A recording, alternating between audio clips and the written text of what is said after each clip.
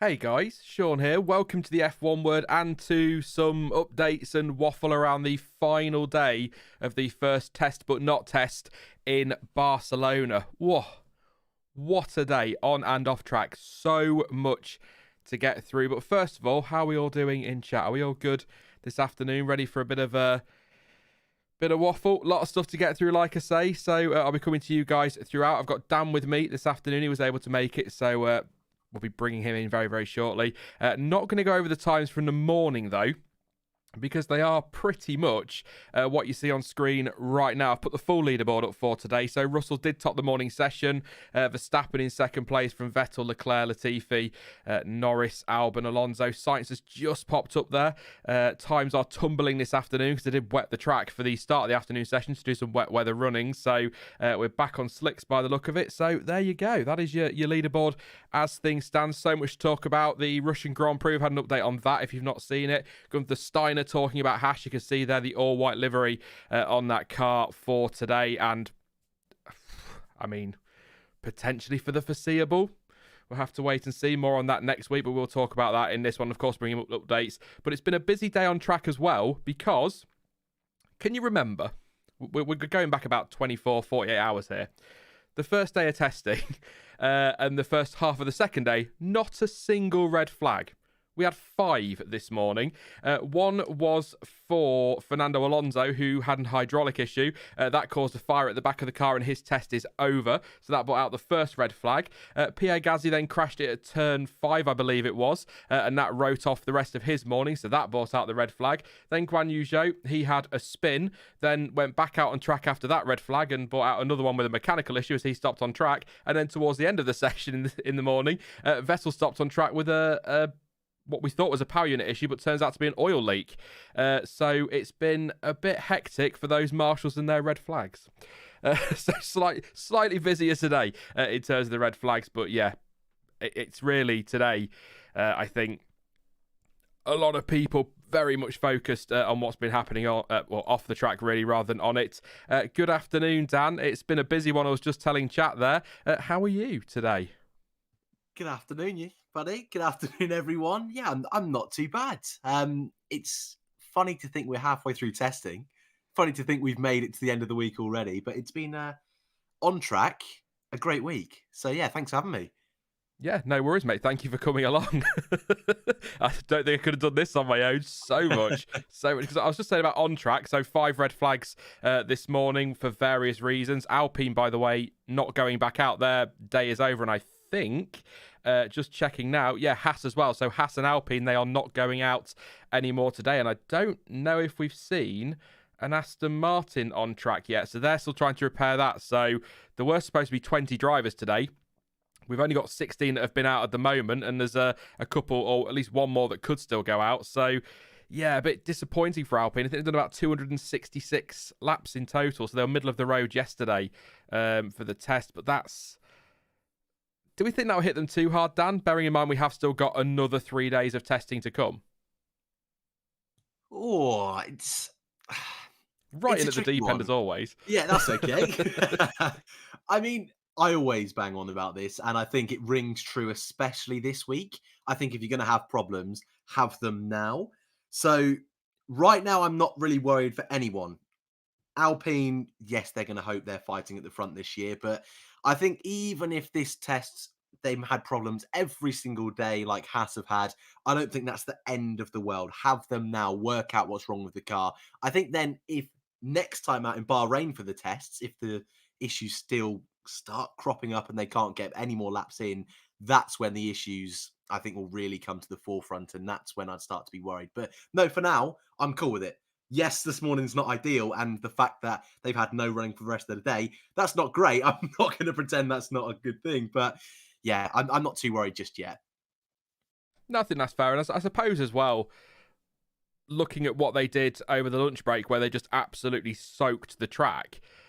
All right, Alpine have missed out on some, and Haas and Aston have missed out on some wet weather running, but the track isn't going to be as representative as it might have been earlier in the day, so they're maybe not losing out quite so badly this afternoon, but it would have been nice to see them out there to pick up some wet weather running. It's always nice to see that, and yeah, I mean, there was rain forecast for Barcelona. It didn't come, so they just went and just soaked the track. I think Bernie was there in one of his tankers, got his sprinklers on. He was determined to soak that track. So yeah, it's been a busy one today. Lots of laps again. I mean, Russell 66 laps this morning. Hamilton's in for him this afternoon. He's already done 50, so that's 106 laps, 16 laps for Mercedes already today. So they're pumping the laps in. We've got 59 for Verstappen. Perez already done 31. Sainz did 49 so far this afternoon. Leclerc did 44 this morning. So the laps are being pumped in. So lots of mileage. Reliability for the most part has been pretty good. But once again, Dan, what we've seen this morning is a few more struggles for Alfa Romeo. Bottas only 10 laps on the board. Zhou's having a much better afternoon with 41. But I was watching Ted's notebook, and the big question marks in terms of reliability prior to the Alpine catching fire and the Aston catching fire, obviously, were Alfa Romeo and Haas, who seem to be having the most problems, which, again, like you say, might not be too costly for them right now, but still a frustrating start to testing, particularly for Bottas. Yeah, a strange one, I feel, for Alfa Romeo. With Haas, I don't want to say I'll give them the benefit of the doubt, but being a Haas fan for many years until they got rid of Grosjean, I feel that's something that happened every year, was every single day they had some sort of problem, especially I think it was 2019. Every session they had some kind of issue or causing some kind of red flag. Alfa Romeo, I don't really remember that as much. I don't remember Gio or Kimi having any major. This might be me just having bad memory, but I don't remember it being a persistent problem, especially not like this season, which, like you say, it's not been a great day today. That's true, but every single day they've had an issue. Just like I say with Alpine, I'm not too worried just yet, but it's not a great start. Whereas Alpine have got in some solid mileage on the first 2 days, it just seems like Alpha and Haas haven't really got going yet. I feel like they've not been able to show that potential of the car. And Alpha, there were a few comments, I think it came out just before the first day of testing this week, that they were slightly nervous that they may have some underlying reliability issues. And for the first day, when that seemed to be the case, I thought, that's fine. They were kind of expecting it. They've not done their car launch yet, so maybe they wanted to hide a few things, keep a few things under wraps. But I don't know. It's a strange one. I think it's been an okay test. It's not quite been as bad as the Alpine fire today, but still 2 red flags, 2 stoppages for Zhou this morning. That's not where you want to be, especially in a season where they could be at the front. I doubt it, but they could be. That's not an ideal start to testing. But again, yeah, I'm not too worried, but Alpha would be one of the ones that perhaps I'm slightly more worried than anyone else. Yeah, I think that's how I'd read it out of the team so far. I think most of us can agree. Chap may disagree, but I think Ferrari are looking very, very strong. Interesting. I think McLaren are looking good as well, but interesting that we've seen Red Bull have had their problems. Mercedes have had their problems. Don't often say that about Mercedes in testing. Usually it's just, they're sandbagging, but they have had their issues. So I'd say Ferrari and McLaren looking the strongest overall in terms of, reliability and on track. Apparently they look great, apart from Charles Leclerc bobbing along the straight yesterday, which was bizarre. But then you look at the other end of the spectrum, if you like, and you've got Alpha, I think, are looking in real trouble. But we say that with the usual caveat that this is only the first shakedown test thing. And we're not going to get a better picture until the second test in Bahrain, and even then that could be well into that second test.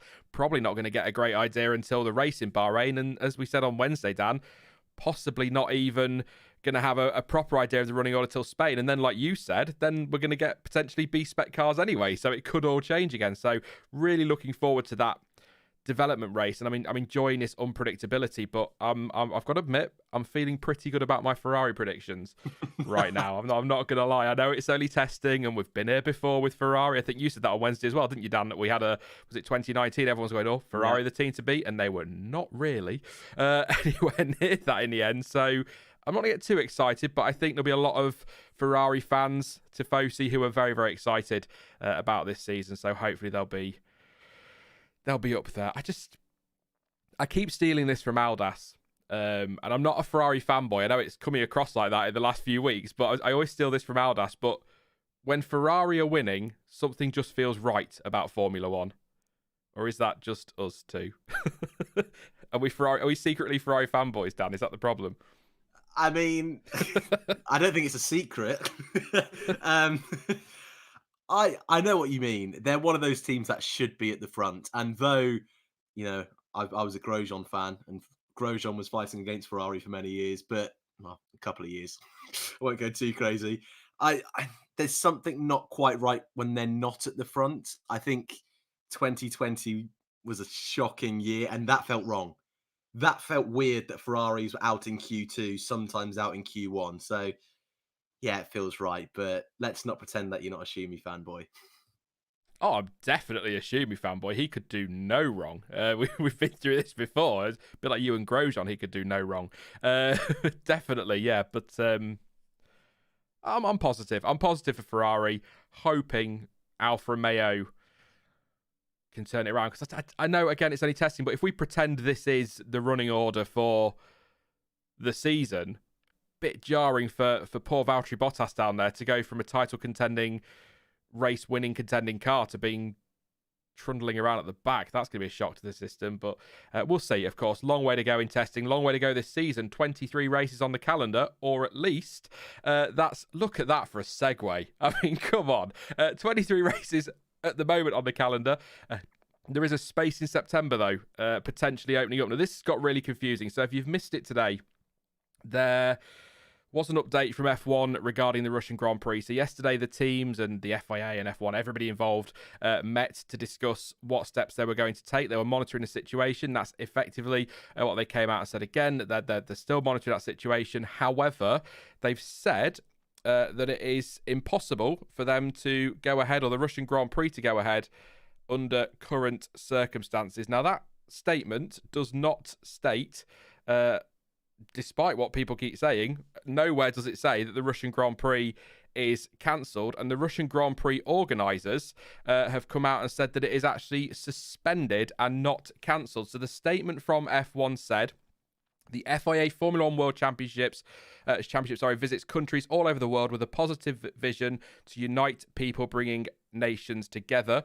We are watching the developments in Ukraine with sadness and shock and hope for a swift and peaceful resolution to the present situation. On Thursday evening, Formula One, the FIA and the teams discussed the position of our sport, and the conclusion is, including the view of all relevant stakeholders, that it is impossible to hold the Russian Grand Prix under the current or in the current circumstances. They did not say cancelled. Apparently, I think Crofty's tweeted about it. A few others have tweeted about it as well. Some journalists behind the scenes saying that the information they're getting is that it is off. It's not happening, whatever happens. But just to clarify, that F1 statement does not say that race is cancelled at all. And to add to that, the Sochi promoter has said that the race could still go ahead in September, despite Formula One announcing that it's been called off. There was not an announcement, but that's what the websites are saying. So the Sochi organiser said, according to the official statement released by Formula One, due to the current political situation in the world, the FIA has decided to suspend preparations for the Formula One World Championship round in Russia, previously scheduled to be held in Sochi in September 2022, because it is impossible to hold it in the current circumstances. The agreement between the Russian Grand Prix promoter and Formula One is suspended due to force majeure events. The purchase tickets are not cancelled. There is no need to get refunds for them now, because it is still possible the round will take place and will be held as previously scheduled. So there's a bit of conflicting information there. So I'm going to say that as things stand today, that race is probably cancelled or will be cancelled. But there seems to be scope within that statement, a really carefully worded, or sort of in the legal sense, statement from F1 there and all of those involved. But I would say that as things stand today, that will get called off, but there is scope for a potential U-turn from Formula One if they want to do that, Dan. I mean, Formula One love a grey area, and they love to have conflicting information, and they seem to enjoy confusing everybody. So not a great surprise that there's this contradiction between the two statements. But do you think fair to say cancelled unless we hear otherwise, unless things change? I mean, I personally just think you cancel it. I don't know really what they're waiting for, but that's just me. No, I agree. I dislike this statement in that it's vague. And I read it exactly how you read it, in that if it doesn't say it's cancelled, I don't want to say it's cancelled.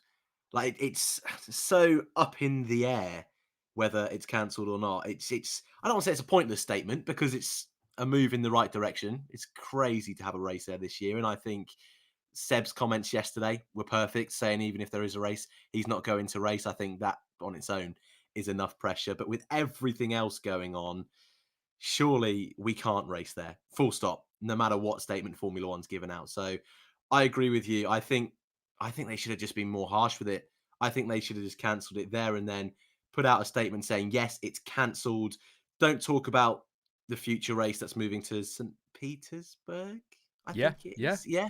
Because that's supposed to be next year. So ignore that. I mean, that's a whole different contract that I'm sure Formula One are not even going to want to entertain right now. Sochi's the focus. Take it off the calendar. We've got enough races this year, and it it's obviously a different circumstance, but it does really remind me and stings me a little bit. It's similar to Australia 2020, where it just seems like they don't want to cancel it almost. And I know there's so many loopholes they've got to get through, right? It's not as simple, or Spa last year, it's not as simple as just straight up cancel it. But when it's on a scale such as this, I think you can.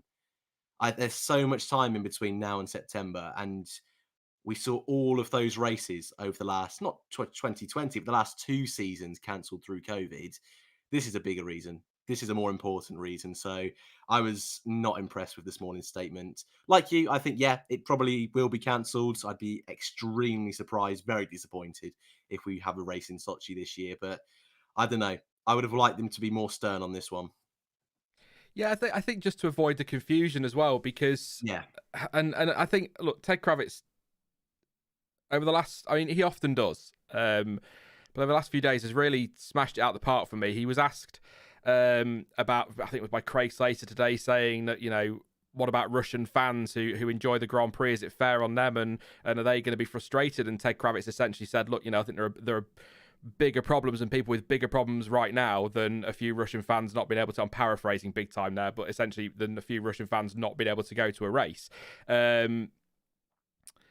It's a very complicated situation. When I read that, I saw immediately, I hopped onto Twitter and I saw that statement, and all of a sudden everyone's going, Russia cancelled, Russia. And I'm sort of reading that statement going, that does not say the Russian Grand Prix is cancelled. It said that they're not going to race there if things stay as they are. So it's cancelled unless things, for the lack of a better word, improve. Sorry, that's a terrible word to use in this circumstance, but you know what I mean. So unless things do improve in that situation, then the race is off. But it all feels very vague. But I totally get that F1 will probably have to cover their backsides legally. There's probably, as you said, Dan, lots of stuff they've got to go through. The word force majeure has been used by the Russian organisers, so that might cover F1 insurance-wise and things like that. It's just, I can imagine it's a legal mess like it was with COVID, but like you said, Dan, it's much bigger than that, this one. So I would have preferred, or I would have liked to have seen F1 just come out and make a big statement. Seb yesterday, I'm not going. That's it. My mind is made up. It's not happening. Max Verstappen saying we shouldn't be going there. Drivers supporting a lot of that. Others not really wanting to comment too much, which is fair enough. That's their right. But it would have been nice to get something firm from F1. Not, it's not about us knowing whether a race goes ahead, because there'll be a race that weekend. It'll probably be Turkey or somewhere like that. We might get into that later just for a bit of speculation, because it's going to be a bit of a heavy start to the stream. So we might try and do a bit of speculation on tracks and stuff like that later, but there'll be a race that weekend. Whatever happens, it's just, I feel like it needed something, a big statement. The Champions League final's been moved. That's going to be in Paris. That's a big statement, and I think F1 could have done the same, but instead they've sort of gone, well, yeah, it's cancelled, sort of, but not really. We'll just say that it's if things don't get better, and then we'll see how things are in June or something, and make it. It's not one of those situations. It's not like COVID where you go, well, let's, it's only February. Let's wait and see what the situation is in June before cancelling race in October. This is not that. So yeah, I'm not impressed with the statement. A lot of journalists have said, and like I say, Crofty said it. I think, who's the BBC one? Andrew Benson, that's the one. He said that they're hearing basically it's cancelled. It's just not been said as such. So yeah, it's who you want to believe. I'm going to say it. There'll be a lot of people who say that you shouldn't believe the Russian promoter, but I deal in the facts, and they are the facts that we have right now. That's the best thing to do. So yeah, what can you say? I mean, from a racing perspective, crap track. Try to make a little bit of light of it there. Sorry, but it's a terrible track, so it's not. From a racing perspective, it's not a bad thing. But I think I don't understand how F1 can't get these things right. They seem to get them so bloody wrong, don't they? Every time as well. Go, just put a statement out, guys, that says the race is cancelled.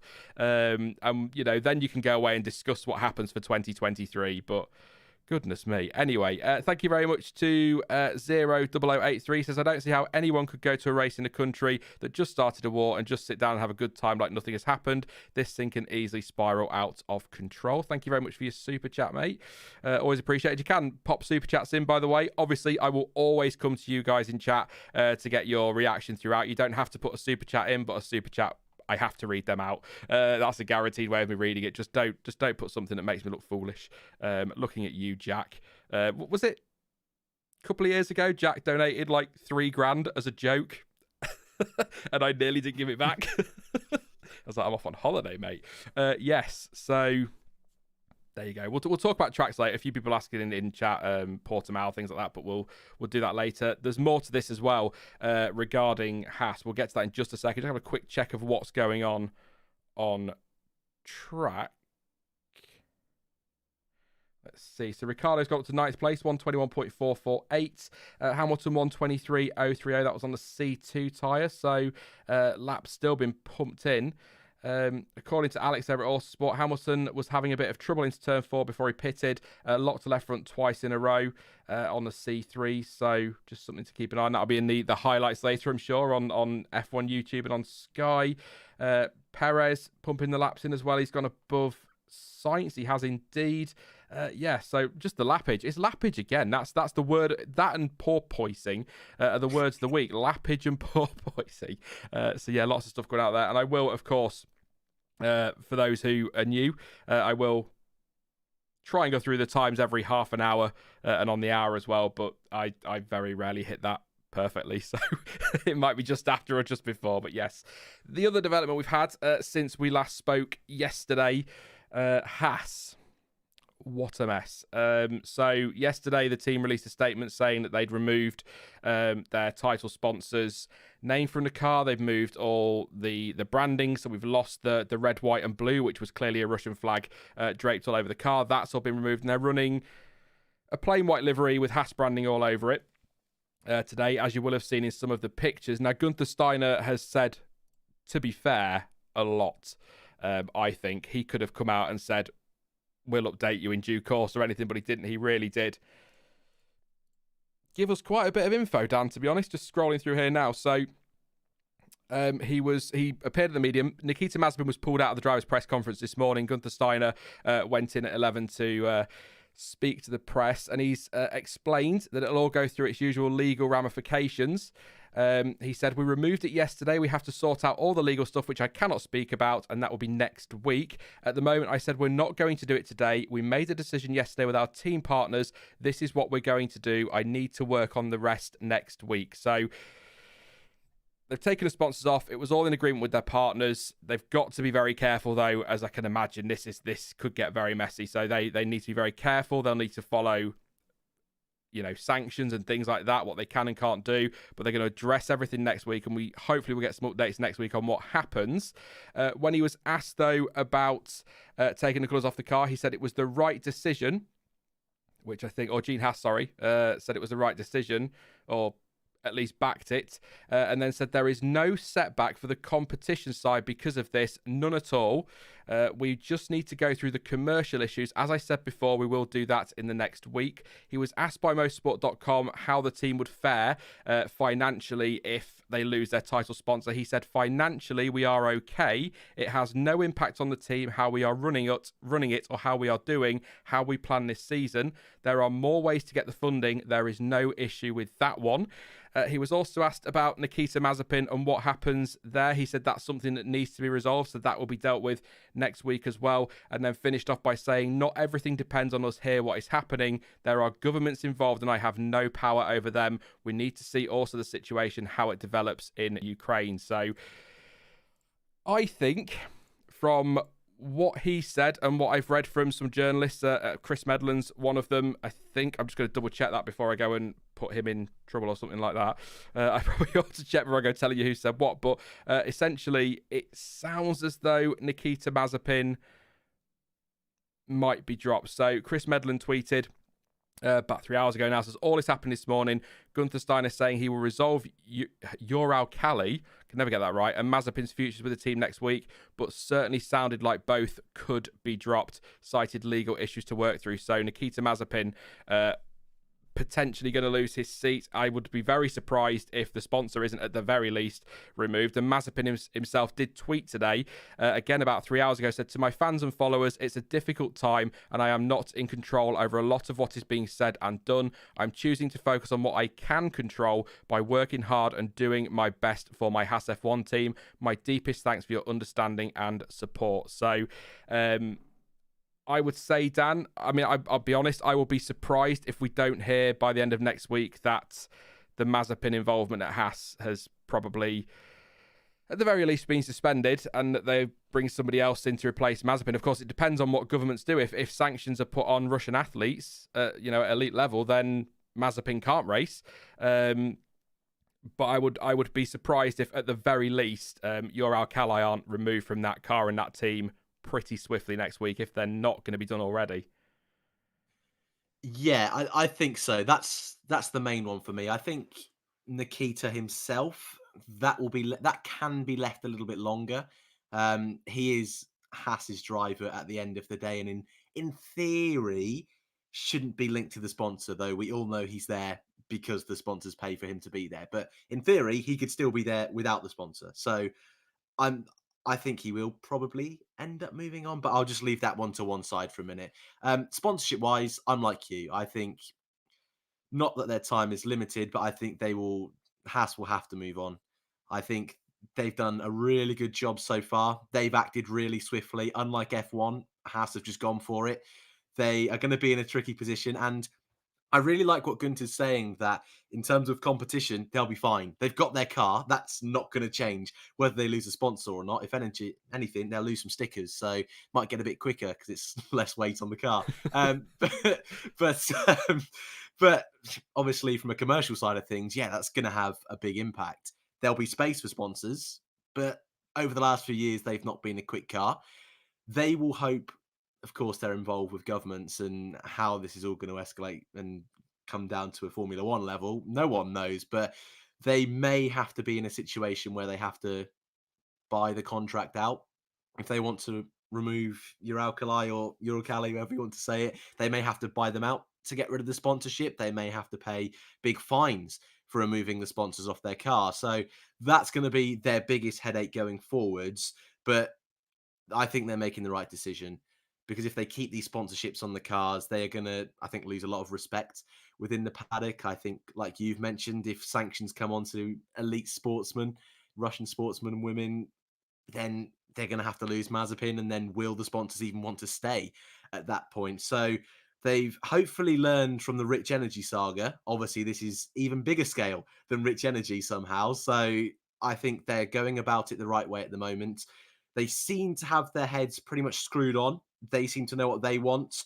They just trying to do it or go about it the right way. And I respect that from Haas, because it's been a difficult few years. They know they're, in theory, on the edge of moving forward and going up the grid, but they're focused now, which of course no team wants their focus to be on sponsors at this stage of the season. But from my point of view, I think they've handled everything great so far. And I'm really impressed with how they're dealing with the situation. Sort out the branding first, sort out the sponsors. and then afterwards sort out Mazepin. I think that's from Nikita. Obviously, for him, that'll be disappointing if he misses out, but I think that's a secondary focus at the moment. I think primary, sort out the sponsorship deal. Yeah, I mean, he said that they can sort funding out elsewhere. That says to me that, you know, if Mazepin does get removed, then probably a pay driver can come in, another pay driver, or a team could put one of their drivers in there and pay some money towards that, which will help with that funding and get that back. I don't know the legal stuff, Dan, and I'm sure you don't really either. It's all very complicated in F1, but I'd imagine with buying them out, I'd imagine this would fall under something in insurance that would cover Haas that they wouldn't have to pay out. So, I mean, I don't know. I could be completely wrong with that, but I think my gut, and from what I'm seeing and from what we're reading and what we're hearing, I think it's not looking good for Mazepin. I think Nikita will go. I do, and this might annoy people, but I'm going to be honest. I do feel for him because I have no sympathy for the company and I have no sympathy for Dimitri Mazepin. But I do feel a bit for Nikita in this because he's just there driving a car. He's in there because his dad's money got him there, and now he's sort of like, oh, what do I do? I'm going out here testing this car for however many hours a day, and I'm preparing for a season, and now I don't know what's happening. And like I said in his tweet, he's got no control over this. This is all above him. Somebody will make a decision somewhere that whether he's driving that car or not. So I do feel a bit for him in this, if I'm being completely honest. I haven't got a huge amount of time for Nikita Mazepin, which is fair enough, but I do feel a bit for him in this one, and yeah, but it's totally understandable. It's totally understandable, and I don't really know what else to say on it. I agree with you. I think Haas have handled this actually very, very well. I think, like I said, Gunther Steiner could have come out and said no comment until further notice, but he's given us an update. Yeah. They reacted to take the things off the car.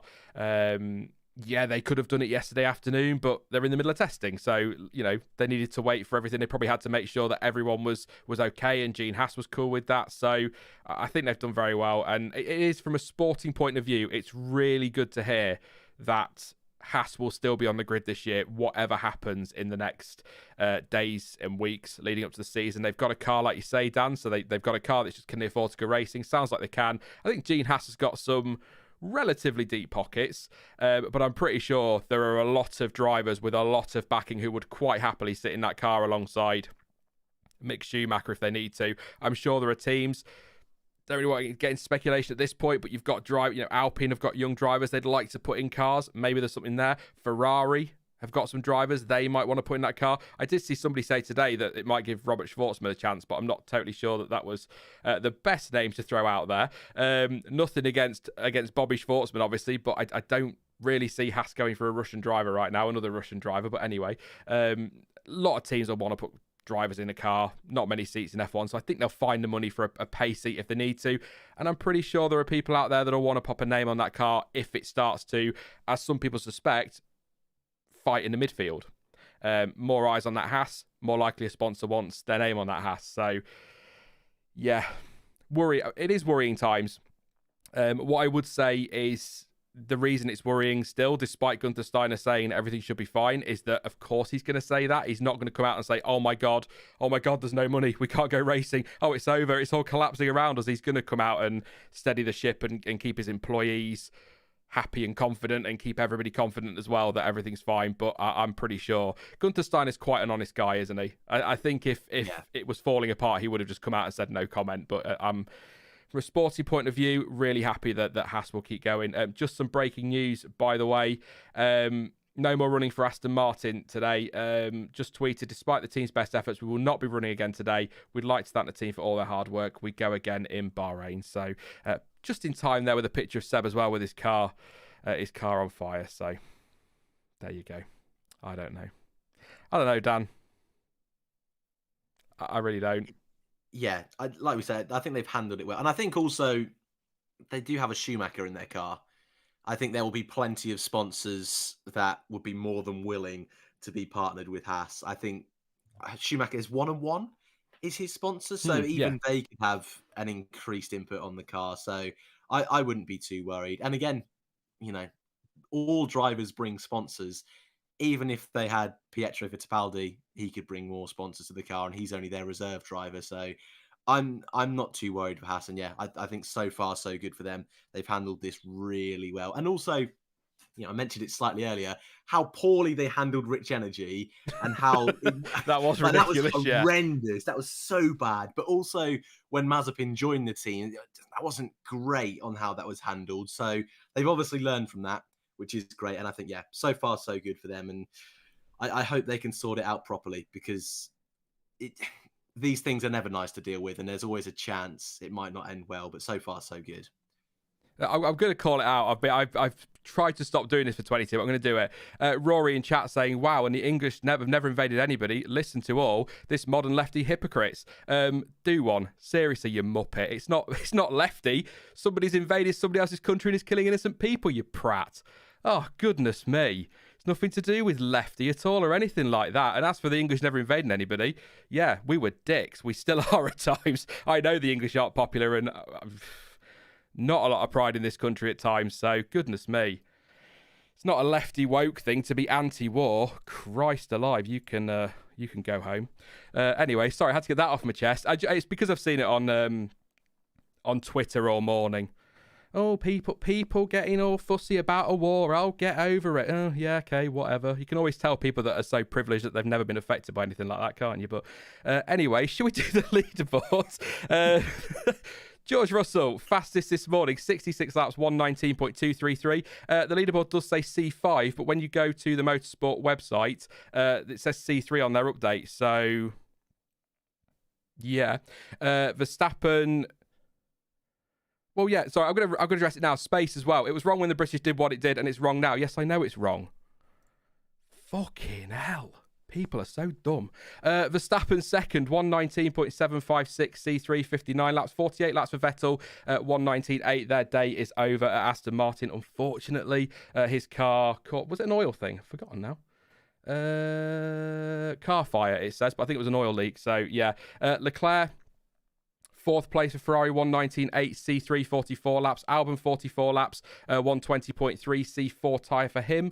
C2 for Perez, 39 laps, 120.4. Latifi, 120.6, C4, 13 laps for him. Unlucky 13.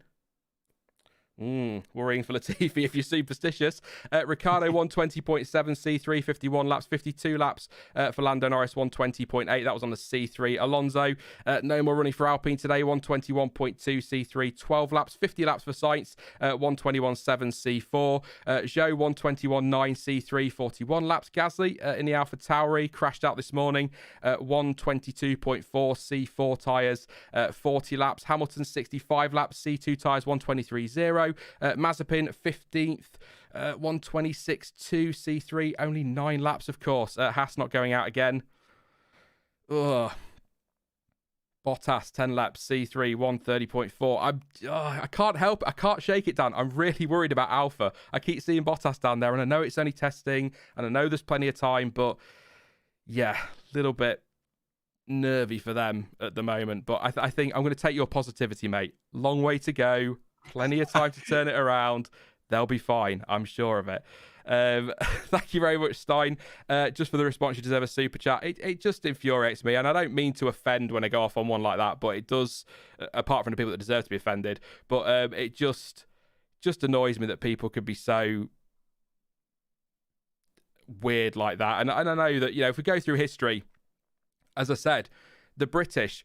we were, and at times we are still absolute pricks, and I am not proud of parts of our history. I'm proud of some parts of our history, but not all of it. But it's, we're in the here and now we're talking about, and that's the issue. It's, I'm not going to expect Aston Martin to take the Union flag off their car because of what we did 300 years ago, but I would expect, if that was happening now and we were doing these things, that yes, British sponsorship should be taken off cars if the boot was on the other foot. So I'm not a hypocrite. I just can't stand that.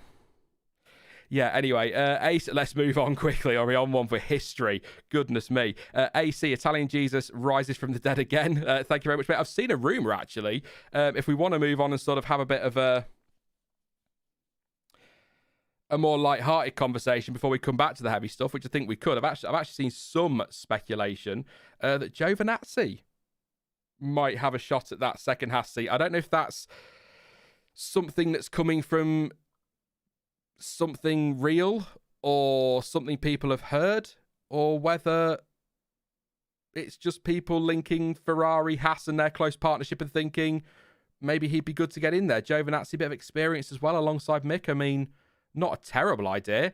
I think it's more likely that we see what I would call a traditional pay driver in that car if they need to raise some funds. But I think Giovinazzi would be a good shout. Dan, I don't think Dragon will be very happy in Formula E. It's Albon and Nissan all over again.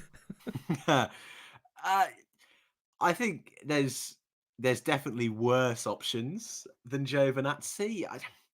I'm a bit mixed on this. The Formula E thing, I don't think will matter. You've hit the nail on the head with Albon. I think any driver in Formula E, if they had the chance to jump to Formula One, they would go for it. And especially Dragon, they are shocking this season. So Gio deserves better than that. Sorry, Dragon.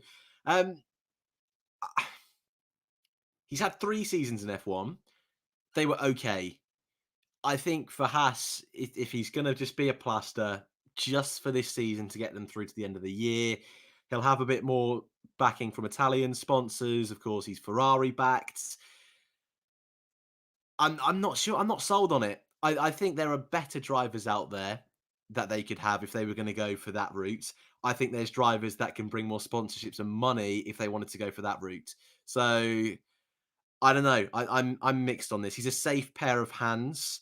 Would he be a good teammate for Schumacher? Probably. I don't know how you feel about this. I feel there'd be a similar level, maybe Schumacher edging him a little bit, but that would be an interesting comparison to see if Schumacher could beat Giovinazzi. But I don't know. It's very much just a plaster. I don't think he'd be a long-term option, but hey, maybe that's all they're looking for this year. Yeah, I think safe pair of hands is a great way to put that. That's kind of my thinking, is a bit of experience alongside Mick. But I think I tend to agree there are, I don't think he'd be a bad option, but I think there are probably better options. I mean, could they do a deal with Alpine for someone like Piastri? I think any rookie this year, it's a big ask getting to grips with these new cars, but at the same time, new cars for everybody, it's a bit more of a leveler maybe, if we look at it in a positive way. So perhaps Piastri. I'm trying to think who else there would be. Maybe a Nick de Vries. I mean, of course, there is one man who could fill that seat very nicely. It ain't Romain Grosjean. Maybe a Stoffel Van Dorn. I got him in. What time is it? Yep, less than an hour. But sounds maybe crazy, but maybe K-Mag coming back. Something like that. I think Grosjean's quite happy in IndyCar, to be honest. Certainly the way he's sending up the inside people.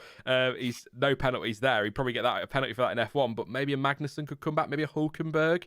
They were talking to him a couple of years ago, weren't they? So there's lots of options out there, but like I said, I still feel a bit bad for Mazepin. I think, it is what it is. If sanctions are put on Russian athletes and the sponsors involved with Haas, and they've got to let him go, but he's not done anything wrong, has he? And I know it's the way sanctions work when it comes to these things, and it's all encompassing. Everyone's under one umbrella, aren't they, basically? And everyone's going to get that punishment because it's punishing the whole country because of it. But he's not done it wrong, has he? Yeah. I mean, people will now say in chat, well, he's not done a lot right, to be fair, Sean. But, yeah, that's my only thing, is I do feel for him. But, hey, you never know. There might be a way around it. But at the end of the day, as Gunther Steiner has touched on, if the governments of the world say no, then there's not like Gunther Steiner can argue it. Although, I can imagine he's quite scary. So if he fancies a go, I think I'd vote for Gunther Steiner as Prime Minister. Of somewhere. I think that's a terrifying thought, isn't it?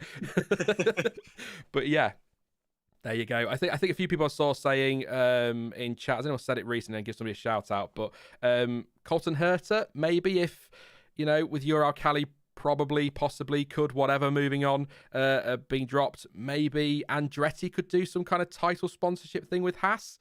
I'm not great with American motorsport, but I'm not totally sure Andretti Haas works. I don't know if there's a rivalry there at all, but it's a possibility, Haas Autosport or something like that. That could allow Herta in. Obviously, the super license is going to be a problem with that one, but there might be a way. That's the only one I could think of outside of your regular bubble of your usual Hulkenbergs and Freezes and people like that. Or an Yeah, O'Ward, Pato O'Ward, maybe. that's quite fun. But then I suppose he's got his McLaren links, hasn't he? But I don't know. McLaren gave him that test at the end of last season, didn't they, in Abu Dhabi? So I don't dislike that one. I'm trying to think of someone quirky, someone someone different to throw in that car, but I can't. I think most of those names you said I would throw in the mix. Maybe I'm not sure how likely this would be, but Callum Ilott, Ferrari still That's a slightly good interested. shout. Yeah, the only thing with Callum is he's got a full-time seat in IndyCar, Mm. and I think long term that's a better option for him. But at the same time, I said it with Effie a minute ago. If Formula One comes calling, you go for it. He's got that history with Haas. Looked very likely a couple of years ago he was going to get that seat at Haas, didn't it? Until Mick Schumacher ended up going there instead. So I could maybe see that one happening. And again, Schumacher and Haas, their rivalry in F2 was awesome. So I'd love to see those as teammates again. But I just wonder, Ferrari have, I think, correct me if I'm wrong, I think they're still managing him this year, or they're either I having a think so, year out. yeah. It was one of those. It was a bit of a weird one where he's not in the driver academy, but I think they're still managing him. So it's still an option. And then for those that are wanting that Ferrari link, that's still there. I feel that's more likely than the Giovinazzi one, but maybe I'm reaching there. I don't know. But I think most of those names we've said, really struggling to think of anyone too different. I think I liked your Piastri one. That would be really cool to see. But would Ferrari allow Alpine to sort that kind of Mm. deal? Not too sure. Um, some people might say this. I'm not saying I am. But if Nikita Mazepin loses his seat, there is something quite poetic about Callum Ilott taking it. That's all I'm going to say on that one. Anyway, yeah. I did see one name crop up. I think it was from Anthony Bill. Why am I scrolling on my iPad for chat? Anyway, Christ, Anthony Bill, just making a point there. Pietro Fittipaldi is obviously a part of Haas, so he could feature.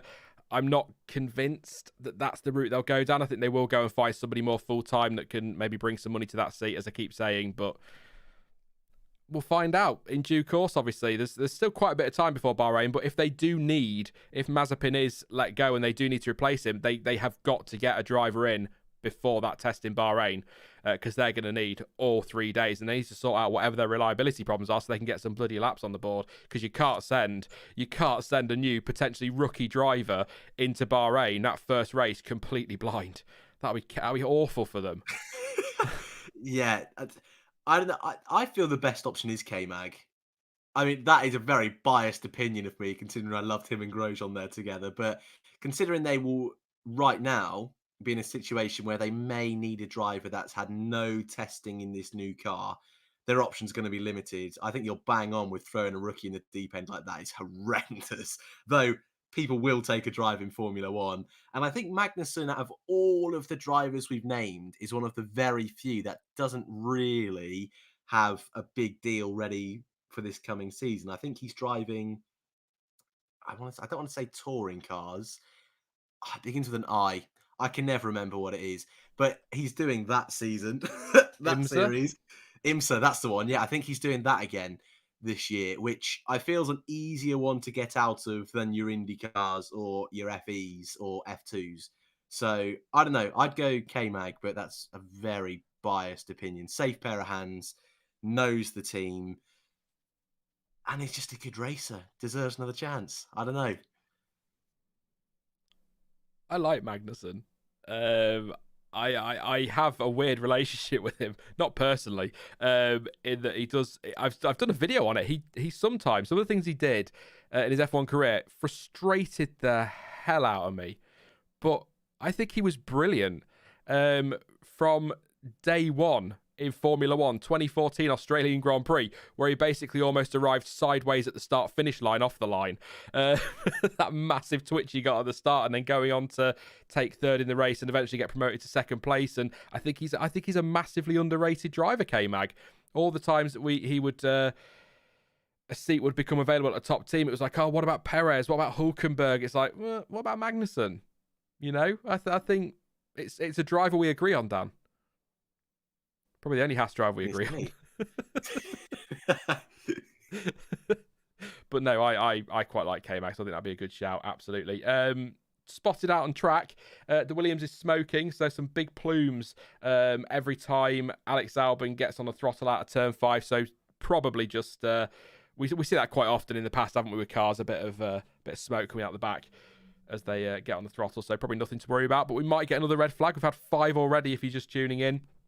Fernando Alonso this morning, hydraulic problem which led to a fire. They're not going back out again. Our Alpine, they're done for testing now. Gasly, he crashed out.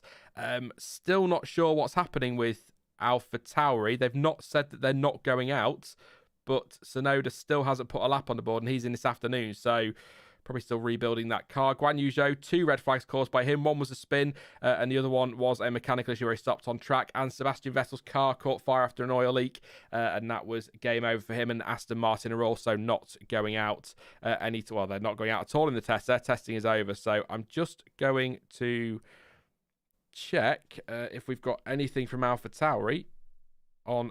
They're not great at sharing stuff. No, nothing at all.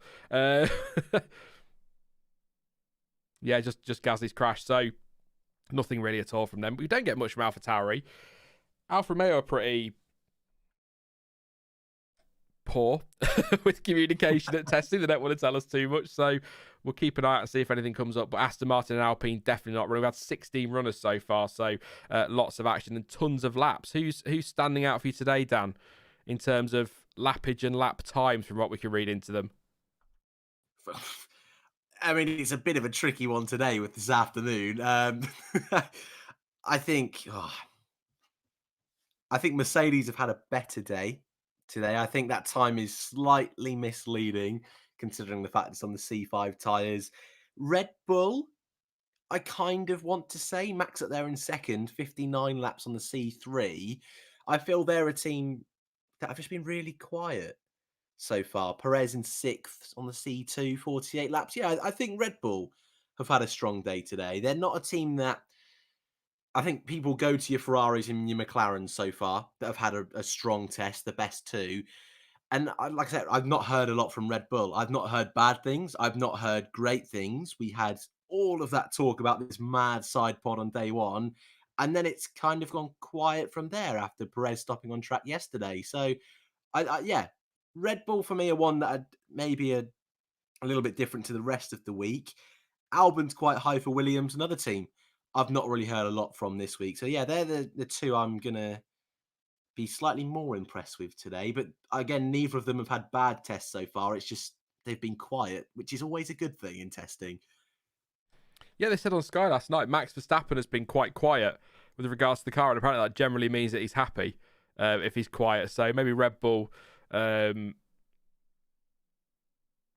maybe their quietness is maybe getting some fans excited. But actually, to be fair, I will say on Red Bull, much better day today. 59 laps for Verstappen, 48 for Perez. They've been sort of, I don't think they've not had a bad test or anything like that, but they've not been throwing the laps in that I know they had the gearbox issue yesterday, but so many times he's testing them, Mercedes are just pumping so many laps in, topping everything, and they've not really done that. So I think I said yesterday, I totally get why F1 are calling this a pre-testing session shakedown thing, because we're not seeing anything like, I don't even think we're seeing what we'd normally see in testing.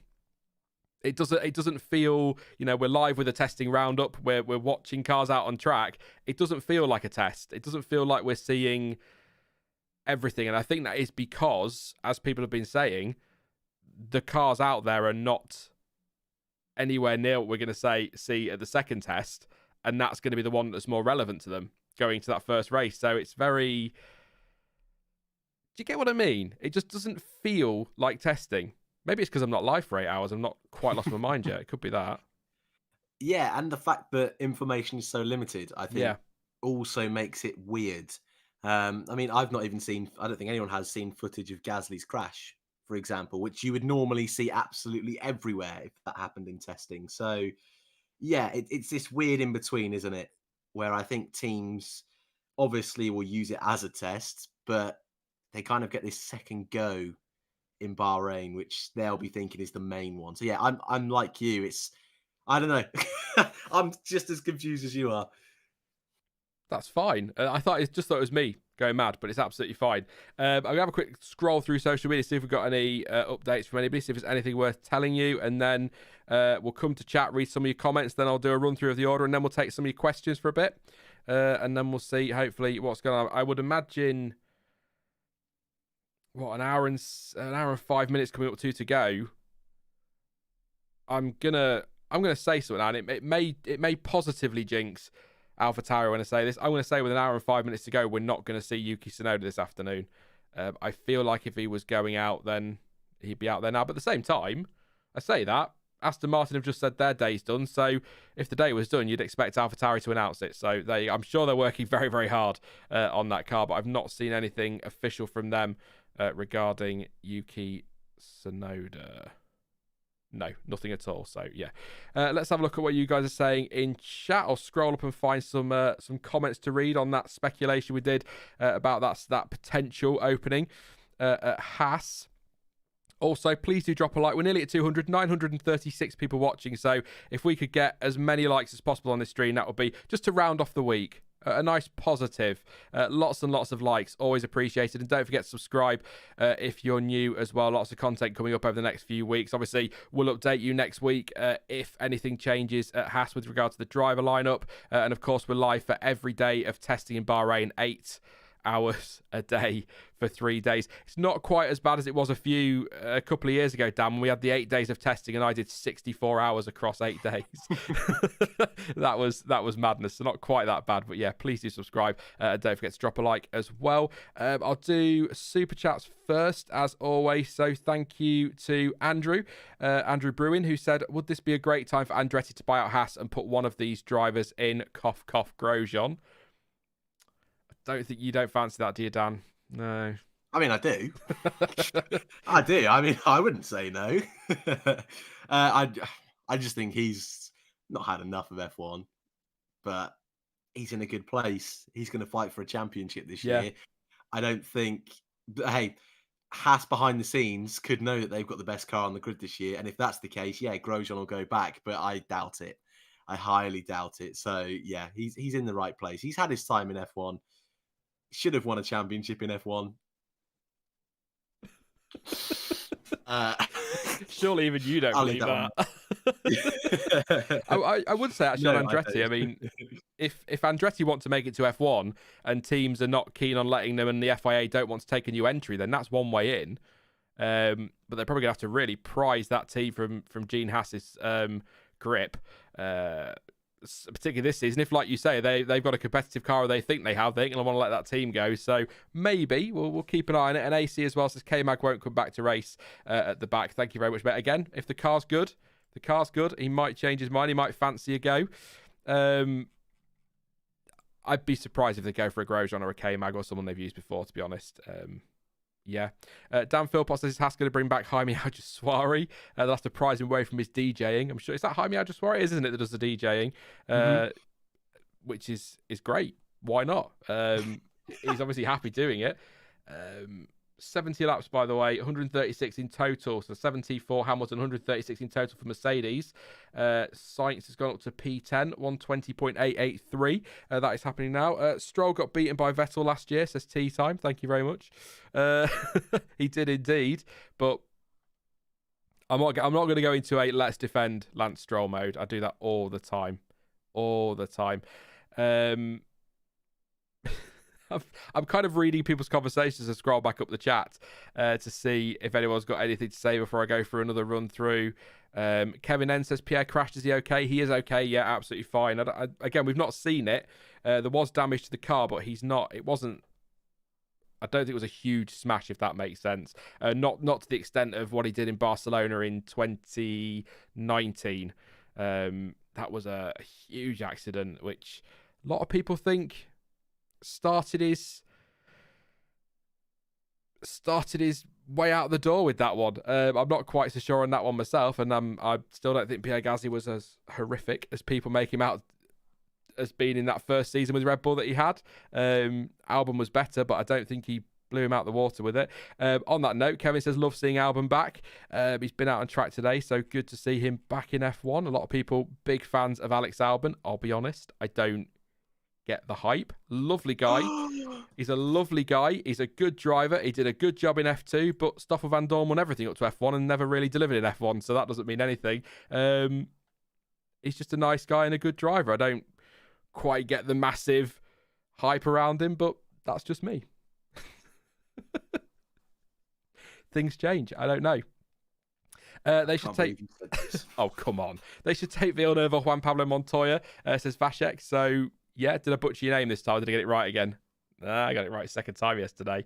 Dan's in the last phase of grief, reconciliation, and it's a beautiful thing, says Jonathan. Yeah, we'll come to. If you've got any questions, pop them in the chat. And we will answer a few of them over the next few minutes. But I will have another run through the order. I will, of course, keep you updated with what's going on out on track. Out on track. Does that make sense? Going on, out on track? Yeah, it does. Wow, the brain does funny things. I was saying to Stuart yesterday, sometimes a word just looks wrong that you know is spelled correctly and has been spelled correctly for years, and you really go, that's just not right, is it? That is not how you spell and. Yeah, so George Russell still top of the timing screens. Obviously, this morning he set that time. Apparently on the C5 tyre, 66 laps, not in this afternoon, but they soaked the track during the lunch break in case you missed it. And so there's been a lot of wet running, so it's just taking the track a little bit of time to get back up to speed. So that probably might not possibly be beaten, but it depends what happens. If that track grips in, somebody might stick on some C5s with 10 minutes to go and bang in a lap just to steal some headlines for a couple of weeks. Good for sponsors. Prost did it many, many years ago. Best way to do it. Max Verstappen second, 119.7, 59 laps this morning for him. Sebastian Vettel third place, 48 laps this morning, 119.8 on the C5 tyre. Once again, Aston Martin will not be running again today. They are out after a red flag this morning because of an oil leak and a car fire for Seb, so they are not going to be doing any more until Bahrain. Charles Leclerc, fourth place. 44 laps this morning. On the C3 tyre, he managed a 119.831. Excuse me a second. Alex Albon in the Williams, 120.3 C4 tyre. He did 62 laps. Sergio Perez, 48 laps so far this afternoon. His fastest time was set on the C2, and that was a 120.452. Nicholas Latifi, a 120.699, also on the C4 tyre, rather. 13 laps for him. Daniel Ricciardo, 120.750 on the C3 tyre, 56 laps. 52 laps for Lando Norris, 120.8 on the C3 tyre. Carlos Sainz, 120.8 as well on the C3 tyre, 65 laps. Those lap times are starting to pick up again out there. So Sainz is pumping the laps in as well. Fernando Alonso, 121.2, C3, 12 laps for him. Alpine not running again this afternoon after a hydraulic issue caused a fire in Fernando Alonso's car, and that's not going to get repaired in time, so their test is over as well. Guan Yu Zhou, 41 laps this afternoon in 12th place, 121.939 on the C3 tyre. C4 for Pierre Gasly, 40 laps on the board. Lewis Hamilton, 123.0 C2 tyre, 71 laps this afternoon, so more than his teammate this morning. So again, lots from Mercedes. Are they going to hop up to the top of the lap counts? I think they're going to have to do some work because Ferrari were well clear yesterday, really. Mazepin, Haas, 126.2 C3 tyre, only 9 laps. He will not be going out, or Haas will not be back out on track again. Their test is over because they've had some issues. I will double check why that is in just a moment. And Bottas for Alfa Romeo this morning, 130.4 C3 tyre and just the 10 laps on the board. So just check the Haas tweet. They just said, whilst we'd hope the car would be able to return this afternoon, the repair work is going to take several more hours, so unfortunately we will not be back on track today. So some issues. Works on the car continuing. Work in the garage. Just trying to find out what the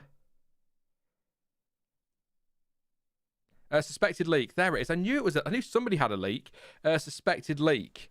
On the Haas, and that's not been repaired, so no more running for them today. Good afternoon or good morning, Charles Edward Cheese. Great to see you. Thank you so much. I'm doing the smiley emoji back at you, but I'm glad I don't have a camera because I'd imagine that's coming across quite creepy. But always appreciate it. Thank you so much for your incredible generosity and your support on the channel. You know what that means, chat, and he will badger you to make sure that we get there. Let's try and get to 500 likes. We are about halfway, so 250 off. Let's get to 500 likes, one for every dollar that Charles Edward Cheese donated in this stream. We did it comfortably last time. Let's make sure we do it today. Thank you so much again, Charles, and to everyone who's popped in a super chat or a comment, a like, whatever. And don't forget to drop those likes. We've got to get to 500 now for Charles. You don't have to like us. You can hate us. It's for Charles Edward Cheese. Let's get to 500. What do you want to talk about, Dan? Formula One or no? Cheese? Charles likes NFL like me, so we'll talk about that instead. Well, I've got a bed then, because I know nothing about NFL except what it stands for. That is literally all I understand with NFL. Well, before we move on, I want to know who your money's on to get this Haas seat if Mazepin does move on, because I don't think you've actually said. And I feel that's quite an important thing to say. Wow, Sean, how stupid were you in a few weeks' time? So is it? I mean, it won't take a few weeks. I guarantee someone will be in chat in a minute to say it. But important, or you just saw an opportunity to put me on the spot? Oh, both. Stephen Wood says, I hate you, that's why I'm watching. Thank you very much, Stephen. Good job, I love you. That's the most important thing, I suppose. That's a good question, Mr. Dan Racing Reviews. Who's my money on for that Haas seat? I know I've literally just repeated the question and answered it. I feel it's a really difficult one to answer. Which is also why I felt you were avoiding the question. So well, it is a tough one to answer because it could be, first of all, Mazepin could stay. So that's, but let's say that doesn't happen. It doesn't look likely at the moment that he'll stay. But like I said, you've got Piastri, so you've got an Alpine, they might pay some money there. You've got a close tie for Ferrari, so you've got Callum Ilott, you've got Antonio Giovinazzi, you've got young drivers in F2. You've got drivers in Formula E who might fancy paying for that seat. Mercedes might pay to put a De Vries in there, so they've got some cover if, for example, Lewis Hamilton decides to retire, let's say at the end of this year or at the end of next year, get De Vries a couple of years in F1. Potentially see how he gets on, and maybe he can go and partner Russell at Mercedes. Or I'm just thinking what I would do as a team boss if there was a seat available. So that's maybe a thing. Because I saw it on Twitter earlier, and I hate the phrase "there's no smoke without fire" because that's not true. But that's come from somewhere, so I'm gonna say Hulkenberg. No, I'm gonna say that they'll go with Gio. Ferrari will put him in there, pay some money towards Haas, or maybe give him a discount on engines or something like that to try and offset some of the loss from a sponsor. And I'll say Gio. Why not? Who's your money on? Oh, you can't do that. That's I can.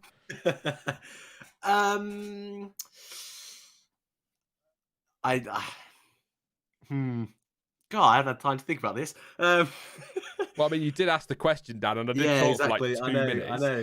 I know. I'm not sure they will go the Ferrari route, only because they already have Schumacher, who's a Ferrari driver, and I think they'll That's a good point, actually. Yeah, want to keep that loose a little bit. I don't know. Me being me, it came across my mind while you were talking that maybe this chat. Please don't laugh at me. Sean will do that for you. Maybe this is a great seat for Gasly. Because, there's no guarantees that AlphaTauri will be in front of Haas this year. No guarantees he'll be going to your Alpines or anywhere else next year. Maybe it's worth a try for a season. But I don't think Pierre will want to do that. So, I've taken that out of the equation.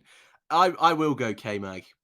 I just think they need a safe pair of hands for this season. And in all honesty, though, I felt when we got to the grid at the end of the season last year, I thought, I feel there's a couple of drivers we're missing out on this year's grids. Now we're in this predicament of finding Haas a driver. I feel there's not that many. So between K-Mag and Hulkenberg, I think it'll be a 50-50 toss-up. Maybe Gio, but again, I think his time is done. I think K-Mag and Hulk are better options than Giovinazzi, and Hulkenberg's already signed with Aston Martin as their reserve driver. So Yeah, I think K-Mag's an easy one to get hold of, even if it's just for half a season. I like his chances of getting that seat. So you're right on Gio, I think. The Ferrari thing, so you're probably bang on with that. So I'm probably way off, but I'll just say Gio because I would change my answer just because of that. I'll say it, but I think we're kind of in agreement that maybe somebody with some experience they might look towards. But do you know, it's interesting. I've just gone to the 2021 F2 standings just to see, because we always talk about, you've just said it, Dan, we always talk about, oh, people are missing out on seats, and I'm looking at it and going, yeah, but who? Oscar Piastri absolutely should be an F1. I'm saying that now. Robert Schwartzman, if you've been following the channel long enough, you know it. I am a big fan of Robert Schwartzman. I really like him. He's not had, he's had some inconsistent form at times, but second last year in the championship. I think he's a really, really good driver. I think he's got a lot of potential, but he's Russian. Haas aren't going to do that. They're not going to take that risk. And then I look at like Teo Porcher. Well, he's linked to Alfa Romeo. They're not going to put him in the Haas. Yuri Vips, 6th in the standings last year. He's a Red Bull driver. Is Deruvala's a Red Bull driver as well? Lawson's a Red Bull driver. And then you're getting into your Christian Lungards and your Marcus Armstrongs and your David Beckmans and your Roy Nissanis. And all I can think is maybe, you talk about Magnussen, maybe if they want a bad boy in there, they go and get Dan Ticktum. 4th last year. That's the only... So I think you're right. Where has this come from? There aren't enough seats. Maybe there's too many. Not enough drivers to fill them. But yeah, look, Piastri, he was superb last season, wasn't he? Nothing against Guan Yu Zhou. Totally get why Alfa have gone for him. He's a solid driver. He's got potential and he brings backing. It makes complete sense. But how he's not in F1 is baffling. So, maybe there's a deal to be done there for Piastri, but no. It could be a Ticktum. If you're looking at F2, specifically at F2, I can't see anyone in that table other than Piastri, Schwartzman, who could be available. But again, Schwartzman's not going to be taken, is he, because of his Russian nationality?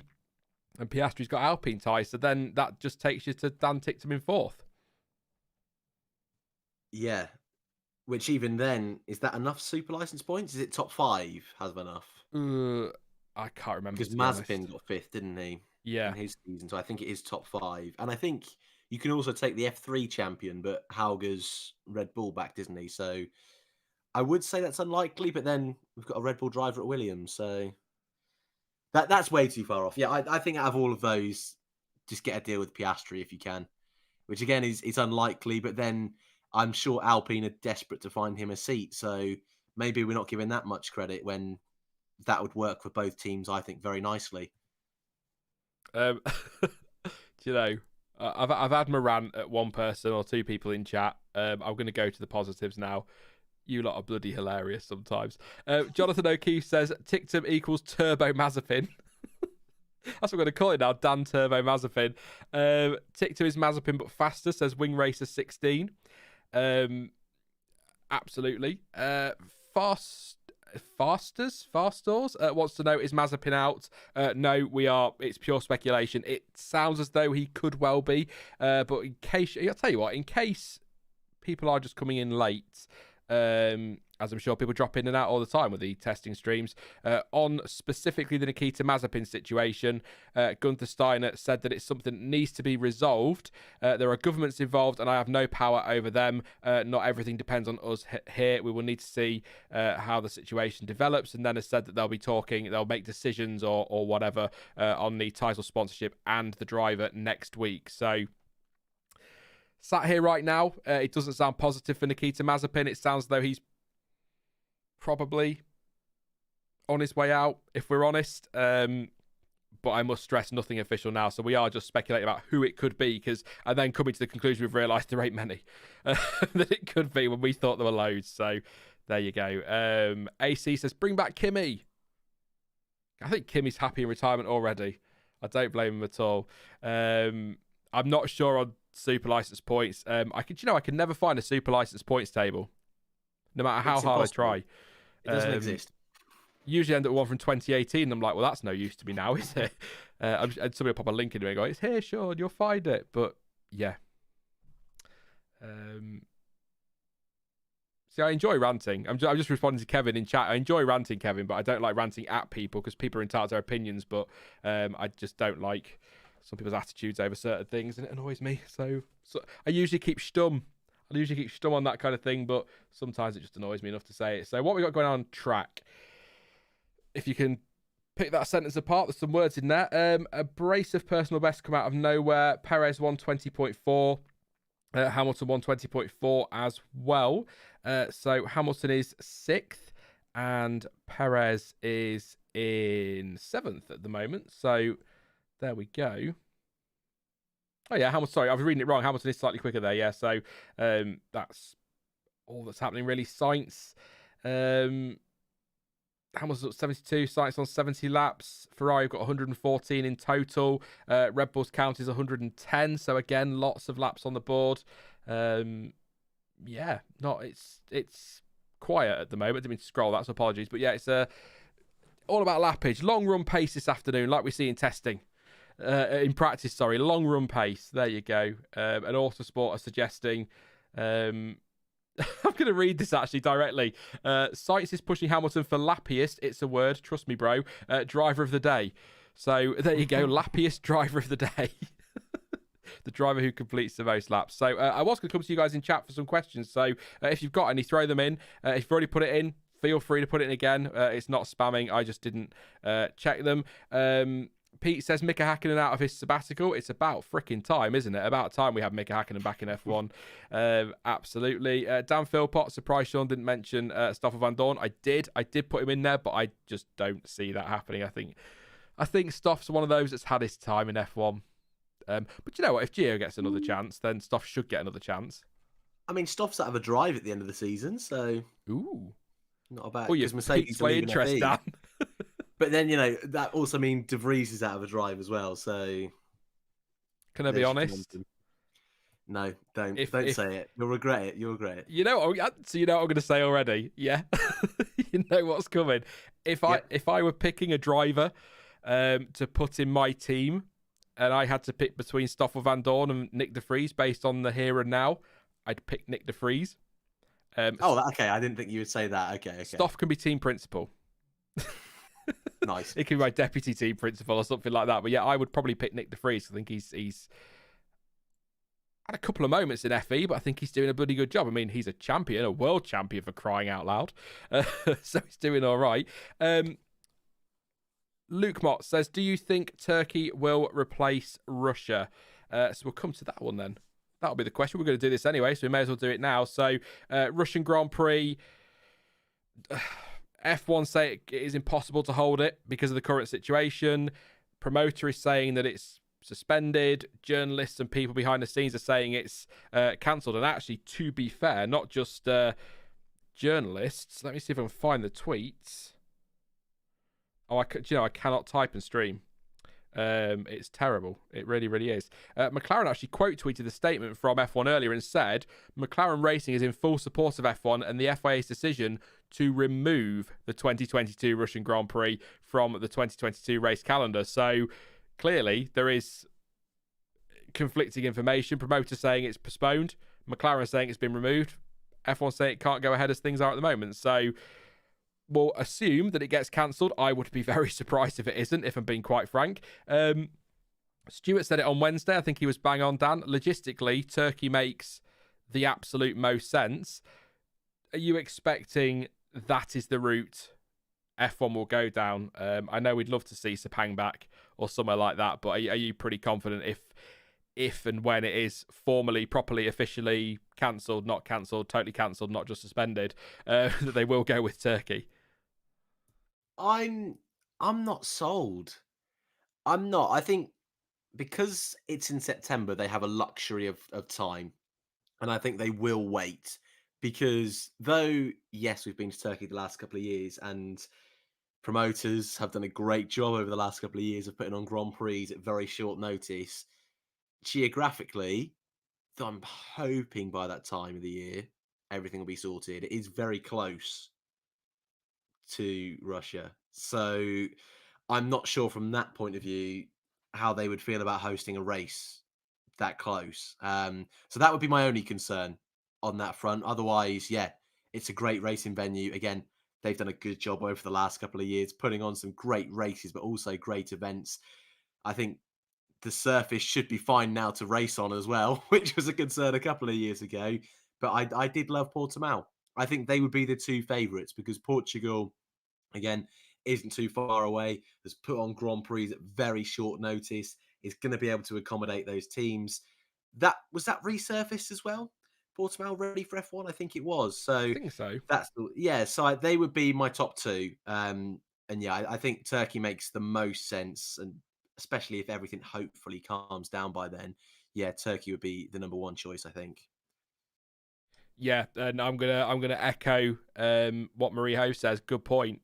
With it, Turkey being where it is, they might not be keen on hosting it because you look, at the end of the day, it's February the 25th.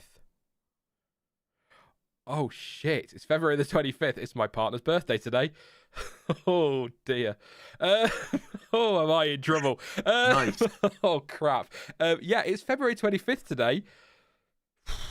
If you haven't heard from me by Monday, I might be in trouble. But yeah, February 25th today. The race isn't until September. We don't know what the situation is going to be. It could be worse. A lot of people think it might be. I mean, even if it is, again, crap word, but even if the situation has improved, I think it's right to call it off. I think it makes a statement, if nothing else, and I don't think it'll be improved by then. I think it's going to be, at best, what we've got now. Basically, Dan, without getting any more political, mate, it's going to be a tense few years, and months. But yeah, obviously, I will say this as well, because I haven't said this on stream yet. Any followers who might be tuning in from Ukraine, I know you've got bigger things to be worrying about than F1 and F1 testing, but so any Ukraine followers, any of you who have family or friends in Ukraine, obviously, I'm sending you my thoughts, my best wishes. Stay safe.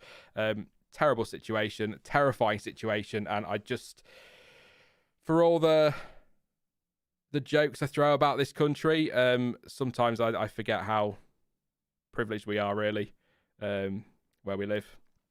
I'll leave it at that. We'll not get any deeper. I don't expect to comment, Dan. Don't worry, mate. We'll not go any further on that, but that's just what I want to say on that one. So, yes, I've just had a message. From your partner? Yep. Apparently that was heard. God. Oh dear. So I'm going to go pack. And I'll leave you in charge, Dan. See you in a bit, mate. No, but yeah. You wouldn't want that. You wouldn't want that. Yeah, so, yeah, Turkey, I think, is logistically makes the most sense, but you've made a great point there, Dan, was what I was getting at. Absolutely. But again, things could change drastically. But in terms of other options... Can I just say very quickly on that? Go on. You don't need to discuss this, then I'll let you carry on. Just if we're going down the route of Turkey would be unlikely because of that, just maybe put an asterisk on Baku, just considering how close that is as well and how early on that is in the season. But sorry, continue. Where's Baku in relation? Very, very close. Closer than Turkey. I'm going to have to open a map. Hang on. I love a map. Oh, yeah.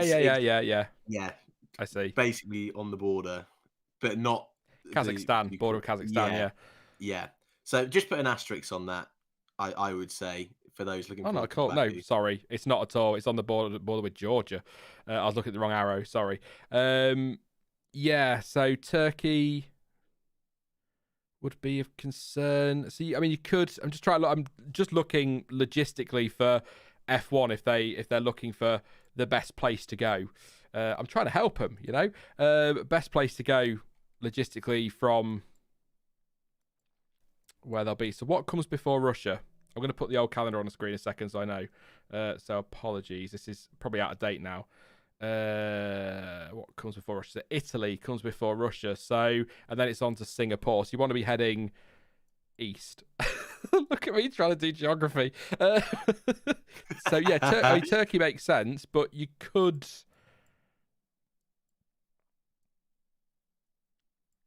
You could pop into Europe and maybe do... You could do... I mean, I'd love to see Hockenheim or the Nürburgring back on the calendar. You could head over to Portugal to do Portimao and then head back out again. It's not great logistically. Just like Turkey, if they're willing to hold the race, it just feels like the perfect solution, doesn't it? For F1. But there are plenty of tracks they could just pop over to Portugal or Germany and then head off to Singapore. It's not a problem, is it? I would like to see Sepang. Have I mentioned Sepang? No. What about Shanghai? Isn't it on the calendar? No. I don't think it is. I think they're having another year out.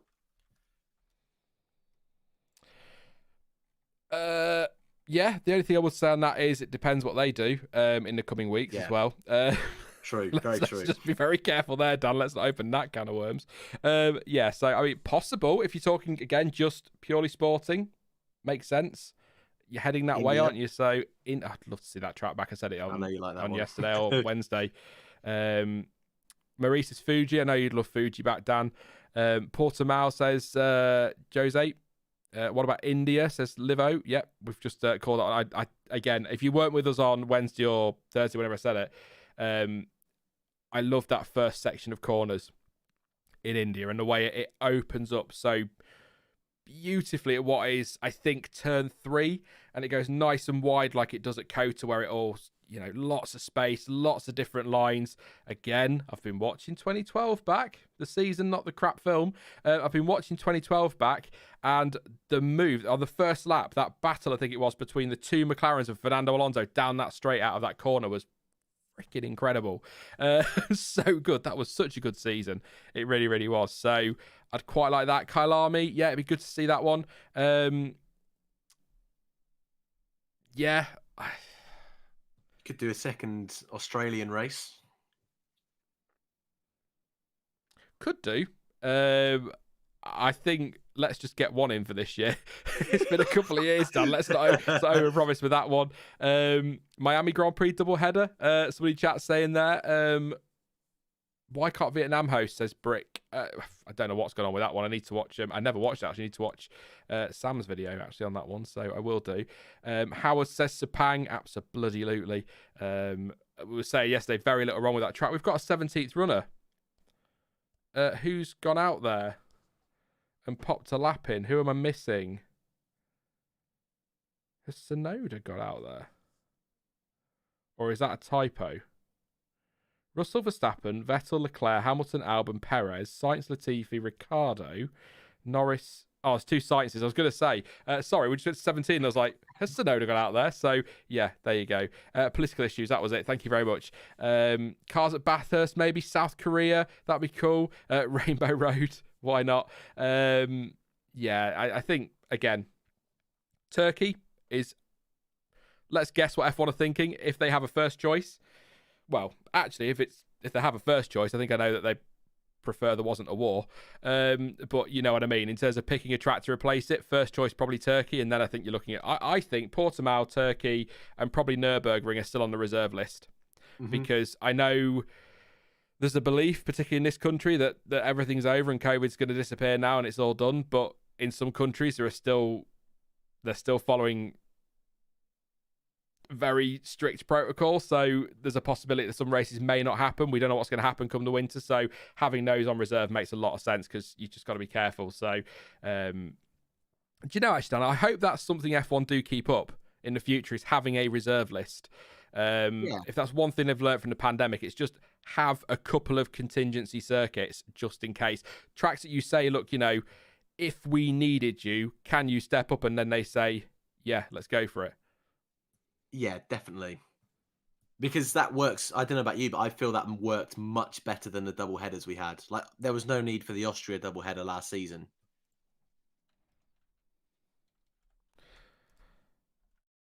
I mean, that's the other argument, isn't it? Just don't race. Have a weekend off. Because I think it's in. Well, let's get the calendar up again very quickly. So Russia. So you've got Russia, Singapore, Japan back to back to back. So you could just take an extra week off and then do a double header. So it's not absolutely the end of the world, is it? So yeah. So I keep putting it on screen because I can't find where it is on my PC. So somebody in chat saying we are racing in China this year. We're not. We've got Bahrain, Saudi Arabia, Australia, Imola, Miami, Spain, Monaco, Azerbaijan, Canada, Britain, Austria, France, Hungary, Belgium, the Netherlands, Italy, Russia, Singapore, Japan, United States, Mexico City, Sao Paulo, and Abu Dhabi. So no China on there. I didn't think we were. By the way, if you ever hear me pausing when I get to Dutch Grand Prix, it's because I need to stop myself saying Holland, because I've been told off many a time by some Dutch viewers about how ignorant it is to just assume it's all Holland. So apologies to those people. But yeah, so no, we're not racing in China this year at all. I was just double checking there because I wasn't quite so sure on that one. But yeah, so what's your money on then, Dan? Revenge. If I was going to put money on it, I would just say they'll leave it blank. But that's a terribly boring answer. So I'll switch it up. If we're going to a track, I would say Portugal. Only because I think personally I prefer Portimao over Turkey, which I know is not going to go down well. But also that track in the new cars would be nuts. So I'm going to go Portimao. I'll stick with Turkey. I think that'll happen. So, I'm just going to work on the assumption that Russia is 100% cancelled, even though we've got conflicting information. So really, what we're waiting for is what's going to happen at Haas. As we've already said, I think the sponsor will be gone, and I think that will inevitably result in Nikita Mazepin being moved on as well. I can't see how your Alkali can be dropped and then him keep his seat, given that's the whole reason he's in that seat, regardless of politics. So, or not really politics, is it? But you know what I mean. So, yeah, tough one. But yeah, we'll come back to some more questions in a second, because that took up a whole 15 minutes. I love these. Half an hour to go in the final day, and it is the final day today. I kept saying it yesterday for some reason.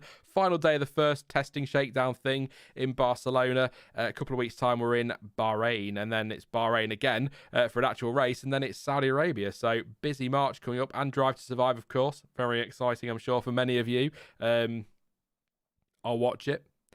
It'll never beat the season that I was in. Have I mentioned I've been in Drive to Survive, Dan? I don't know if that's cropped up at all. No, I didn't know that. Do you want to plug the episode in time? Because I'm sure you know that exactly off the top of your head. It's the Williams episode, and it is just after Will Buxton says, "Bye, Paddy." So George Russell is fastest and probably looking like he's going to stay there, to be honest, with half an hour to go. 66 laps on the board this morning, not in this afternoon. Lewis Hamilton's in for him. That was apparently set on a C5 tyre. Sergio Perez in the Red Bull 119.5 has jumped up to second place ahead of his teammate. C4 for him, 58 laps on the board. So maybe that time from Russell could start to come under some threat. There you go. In the last few minutes, in fact, Max Verstappen is third. He was in this morning, 59 laps, so Checo's nearly matched him there and probably will go past that now. Sebastian Vettel in the Aston Martin, 48 laps this morning, set a 119.8 on the C5 tyre. No running for Aston this afternoon because of a oil leak which caused a car fire and too much damage. So unfortunately, Seb's session and Aston Martin's day over from there. Charles Leclerc P5 119.8, that was set on the C3 tyre, 44 laps. Lewis Hamilton, like I say, 79 laps this afternoon now, chasing down Carlos Sainz, or beating Carlos Sainz at the moment, 120.225. Alex Albon in 7th, 120.3, C4 tyre that was set on 70 laps in total. Carlos Sainz now on 76 laps, so few more please, Carlos, if you want to take that fight to Lewis for most laps of the day. 120.5, that was set on the C3 tyre as well. Nicholas Latifi, 120.6, that was on the C4, only 13 laps. Williams have had a weird setup today. They had I think it was Latifi, and then Albon came in halfway through the morning, and then they did the same in the afternoon. So there you go. They've been confusing us today. Daniel Ricciardo, 120.7. That was on a C3 tyre, 67 laps in total so far. Lando Norris, 120.8. That was on a C3 tyre, 52 laps. Alonso, 12 laps, C3 tyre, fastest time, 121.242. No running for Alpine this afternoon after his car developed a hydraulic issue and that caused a fire, and they've not been able to repair it, so that is game over for Alpine. Their test is done, as is the case with Aston Martin. Guan Yu Zhou, 121.9, that was set on the C3 tyre, 41 laps. Gasly's done 40 laps, 122.4 on the C4. Nikita Mazepin, only 9 laps this morning. Haas having an issue with a leak. They've not been able to repair. His fastest time was a 126.2, and that was on the C3, but there'll be no running by Haas at all for the rest of the test. So Haas, Alpine, and Aston Martin, their sessions or their testing is over. It looks as though AlphaTauri are probably going to go the same way. Bottas, by the way, propping up the field, 130, sorry, 0.4. That was set on a C3, just 10 laps, but nothing yet from AlphaTauri. Yuki Tsunoda, unless I've missed something, I'll just do a double check, has not made out on track this afternoon. They are still fixing the car after Pierre Gasly's shunt this morning. He's okay for anyone who's just tuning in. So, yeah, nothing from them yet. So it looks as though Aston, Alpine, Haas and AlphaTauri, it's game over. Yeah. Right, YouTuber spiel before I get on to super chats and questions. Please do drop a like. 377 so far. We need to get to that 500 for Charles Edward Cheese, so not far to go. Just over 100, so 900 of you watching. Let's all drop a like, or as many of you drop a like as possible to get to that 500 for Charles Edward Cheese for that fantastic donation. Thank you very much, mate. And don't forget to subscribe if you're new. Lots coming up over the next few days, weeks. Not this weekend. I'm busy this weekend. But next week, lots coming up. And there'll be lots as well with the testing in Bahrain. And then, of course, the season starts proper, which is very exciting. No idea who's quickest, no idea who's slowest, and I just cannot wait for Bahrain. Thank you very much again to, I don't know, just changed my name. Always appreciated your support. What race are you most looking forward to, least looking forward to? That's a perfect super chat. Perfect timing for that one. Thank you very much for that one. So, race you're most looking forward to and least looking forward to, Dan. That's a tricky one. I've got to pull the calendar up again in front of me so I can see it. But I've got quite a few I'm looking forward to. So first things first, I think most races this year are exciting in the sense that these cars are going there for the first time. So that's going to put an element of unpredictability around it. So like, for example, you might look at the calendar and say that Austria is a bit of a Red Bull track. We don't know that this year. It may not be. We've said before, despite the fact Red Bull won there last year, Paul Ricard is a bit of a Mercedes track. It might not be this year. So I think that throws a lot in there. We've got some returning tracks as well. So I'm really excited for Bahrain to get that first look at these cars in race trim. I'm so happy to see Australia back. I am so happy to see Canada back. Really hoping that all goes ahead as planned. And I always look forward to Brazil. So it's really difficult to pick out one. Good to see Japan on there as well. But if I had to pick one, I think it's Canada, because I love that track. I love that track. I think more often than not, I know this bit me in the backside a couple of years ago, but more often than not, it gives us a really good race. And I think it's probably one of my favourite tracks on the calendar. So great to see it, as things stand right now, back on the calendar. So I'm going to go with Canada as the one I'm most looking forward to. What about you, Dan? Oh, I agree with all of the ones you've said there, especially Australia. I'm really excited to see the changes on that. Miami, I think that's going to be an awesome race. I think that's going to be so cool. A little bit Saudi Arabia-esque in layout. So I think the race may be on a bit dull, potentially. Hoping not with these new cars. But I think what's different about Miami is going to be the build-up. I think they're going to overplay that so much. Like in COTA that one year when they had all the drivers coming out one by one with the fireworks going off and everything. I think it'll be like that. And with it being right outside the Hard Rock Stadium with the Miami Dolphins, they're going to play into that as well. So I'm looking forward to that. But racing-wise, I'm looking forward to Singapore being back. Always love that track. And I think these cars are going to look so good at night. But I'm going to go with a track that I've been very, very, very critical of in the past. And I'm so hoping we actually have a good race this year, and that's Suzuka. I mean, for one, those fans, just like the Australian fans and Canadians, have waited a while for a race, and the Japanese fans are a whole nother level sometimes when it comes to F1 fandom. So they deserve a race. And it is a legendary track. I've said how bad it is with the previous generation of cars, which I'm still comfortable saying that. I don't think we've had a great Japanese Grand Prix for a very long time. But that Sector 1 in these new cars is going to be nuts. 130R and Spoon in these new cars is going to be ridiculous. Hopefully, if things will go the way we're hoping they should. So, yeah, Suzuka for me. I think it's time for that track to prove me wrong. I'm going to come back to that question. But I've got some massive breaking news, and it feels very fitting for this stream. Motorsport.com have just tweeted, we teamed up with IndyCar and created the world's largest IndyCar survey, and they've been voting for their most popular driver.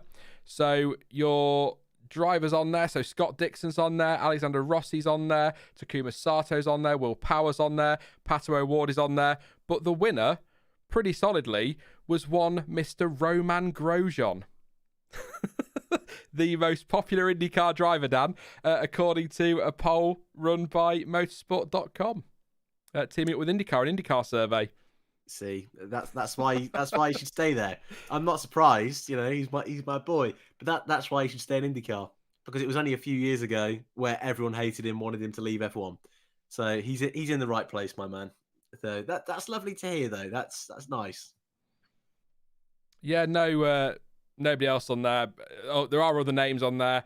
Is it Rahal is on there? Herta's on there. Newgarden is on there. A lot of people saying they don't have a favourite. Castro Neves is on there, but Roman Grosjean tops that poll. Sorry if I hyped that up as more than it was, but I just not seeing as you're here, Dan. I'll ask it. I'm going to ask you this as well, because we talked about this yesterday. Very quickly, you said about hyping up Miami. Are you surprised that Miami was not one of the venues picked for a sprint race? Not really. You're not. Me and Stuart were given the hype around it, just how much they're going to hype it up, and we thought that would be perfect to get people through the door. I guess, but I mean, it's a street track, so I feel a sprint race on a street track would have very little impact, because on the street track, obviously the whole challenge is to stay out of the barriers, but most of your overtaking, no matter what the formula or cars, comes through strategy. Even Formula E, all of their street circuits, their overtakes generally through attack mode. So I'm not massively surprised we haven't had a 40-minute, half an hour sprint race. And also, if you're going to pick three, there are so many better options than Miami. I get what you're saying in that promoting this new venue. It's a lovely little gimmick to have on the side. But even still, I think the American market, I mean, I'm sure there are plenty of Americans in chat that know more than me, that know way more than the average fan. But if Formula One keep pushing this narrative that they want to get more fans into it, I think that's confusing. It's one of my big icks with sprint races, is that it's just confusing for new fans. So I don't think, though it would be, like I said, a nice gimmick to put onto the ticket price, I just think it's a bit much. And yeah, especially a street circuit, not for me with a sprint race. There you go. I like I say, I just thought commercially it made sense, but from a racing point of view, I mean, from a racing point of view, just do away with them anyway. Yeah, but, exactly true. If you have to have them, it needs to be on a track where you can overtake, like a Brazil, for example, where we saw some good stuff last year. Thank you as well for another super chat from Just Changing My Name. Also, how significant do you think reliability will be this season? Judging by testing at least this round, it could be the most important factor, especially in the midfield. Thank you very much, mate. I'm going to finish off your other question first before we get to that one. The race we're least looking forward to.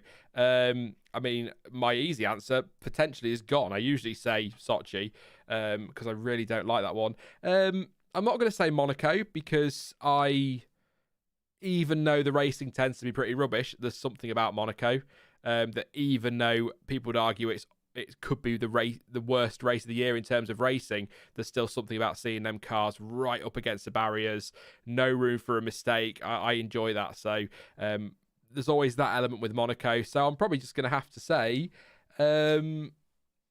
Spain, Barcelona, because I say that actually, but I'm actually really intrigued to see if the rule changes do make any difference to the racing now. So it's kind of difficult. It's that, or probably. Can you stop naming all the tracks so I can have an answer? I don't want to say Abu Dhabi because you're going to have a go at me and try and defend it again. Oh, no, you can say Abu Dhabi. I'll say Abu Dhabi then. I always dislike Abu Dhabi. And any more before I get my answer in? Austria, Britain, Azerbaijan. No, it's all right, mate. You've still not stolen it, so cheers. Spa. No. You say Spa, I'm not that's gonna it. pick Spa, am I? You out. Come on. Game over. Come on. We should have put that in most excited for, to be honest. I'm going to say Saudi. I wasn't impressed last season. I think I think the race was bad, but it was covered up with those restarts and covered up with the incredible title challenge we had on our hands. I think apart from that, it was borderline snooze fest. Really think it's a bad track. Maybe with these new regulations, it'll be slightly better, but even still, it's just flat out for most of the track. So I don't know. Doesn't fill me with excitement, that one. So yeah, Saudi was the answer that came to my head straight away. Even Portimao is quite flat, but I'm hoping that'll be a bit more fun with these new regs. So yeah, Saudi's the one that screamed out to me that I'd rather we skip. Control Alt Delete. Let's try again because these rules are terrible. Mercedes 1-2. At the top of the timing sheets, it's only testing. I'm only joking. I know you can't read anything into it, but there you go. Lewis Hamilton, fastest lap of testing, not just today, but so far, I believe, with a 1:19.141. 86 laps. That was set on the C4 tyre. I'm just going to double check, but I think that is the fastest time of testing so far, unless I am being incredibly stupid, which, I mean, let's face it, is highly probable. So day two's fastest time was a 1:19.6. I think it absolutely is. And day two's fastest time, I'm just trying to think if I wrote this one down. Where are you gone? I had it here a minute ago. That's a 1:19.6 was yesterday, sorry. So day two. I can't find that. It's not working now for me. Yeah, but I think that is the fastest time of testing so far. I'm sure somebody will tell me if I'm wrong. I can't find my list now. It's gone. That's annoying. But yeah, 1-2 at the top for Mercedes. Anyway, also Pixel Flow. We had a testing times championship. We had a conversation on Wednesday about what we thought the fastest time would be in testing. John T went with a 1:18.2. Stuart went with a 1:17.7. Dan went with a 1:17.9, and I went with a 1:17.2. That's the fastest time of testing, and we are well off. We are not even close. I feel F1 listened to us though, and then decided to just soak the circuit on purpose. If I'm honest. Yeah, that's totally what happened, Dan. I'm sure. I did want to pick up on a point you made about Saudi actually, and why you picked that as the one you're least looking forward to. I think that's a good pick, but they are making a few tweaks to that twisty bit at the end. So it'll be interesting if that does make. I know it's only really to remove blind spots, but it might change something. But I actually forgot about it. I didn't look at the calendar, but I'm with you. I wasn't a massive fan of that last year. Yeah, I like your point though. I think the unique thing with this year with the new regulations is that we're kind of not starting from zero with all the tracks, but there is such potential that so many tracks could turn from snooze fest to actually enjoyable races again. A bit like when I moan about Suzuka for all these years, I actually think we'll go back to being a great race. And even, oh God, I can't believe I'm going to say this, Spa over the last few years, last year, I'm not going to include, but previous years before that, hasn't been brilliant racing. Even in the midfield, it's been difficult to overtake. So I think all of the tracks are going to have a fresh start this year. So even Saudi, I'm going to give it the benefit of the doubt. It's F1. We're all going to watch it. But yeah, that just seems to be the one on layout alone. That's just a bit dull. Yeah. Just trying to think if there's any positive from Jeddah. From the racing, really. I mean, no, because I think I said it at the time in the reaction, there was something about the race. I enjoy watching the cars close to barriers. I enjoy watching the cars going quick.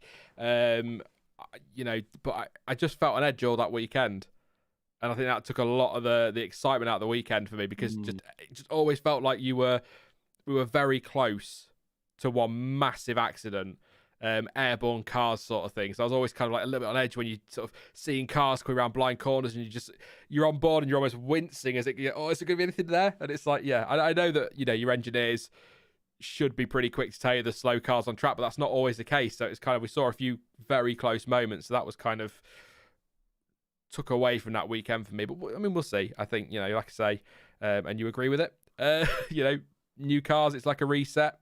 we'll see how we go. But yeah, so Mercedes 1-2 is what we've got at the moment. 11 minutes left in the final session of the first test. I'm going to call it the first test because it is a first test. I saw somebody asking when Alfa will reveal their livery. That is on Sunday. That's 9 a.m. CET, I think they've said. So it's an early one on Sunday.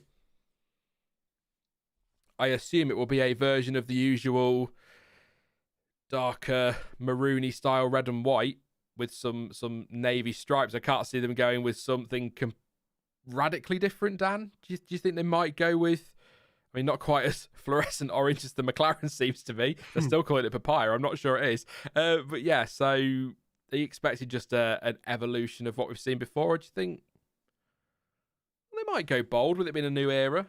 They might. I'm going to deliver a boring answer, I'm afraid. I'm sorry. Yeah. I was looking on Alfa Romeo's site earlier, just looking for, a few images of the livery, of the testing one, just to get a better look. And on there, I was just, I was scrolling back, seeing what we had so far, and they've already released the team kit for this year, and it's just the same. It's very, very similar to last year. A bit more black though. And the car doesn't have to match the team kit, but it's very, very similar to last year. So based on that very minor fact alone, I would guess it's going to be very similar to the last couple of years. But it's not a bad thing. It's a smart looking car. So yeah, I'll take it. And look, Ferrari have made an incredible car this year. It's red and black. So yeah, I think color wise though it'll be the same. I quite like the Alfa livery.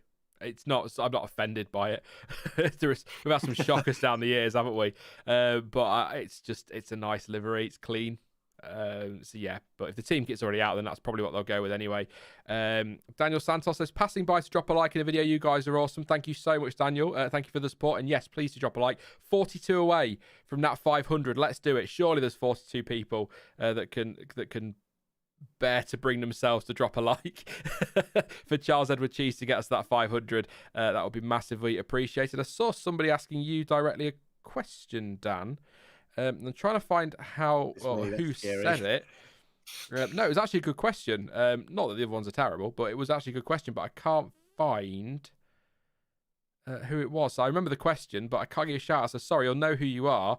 They're just asking what you would do to make that circuit at Jeddah better or less dangerous. Ooh. God, start again. Start again. Make a new track.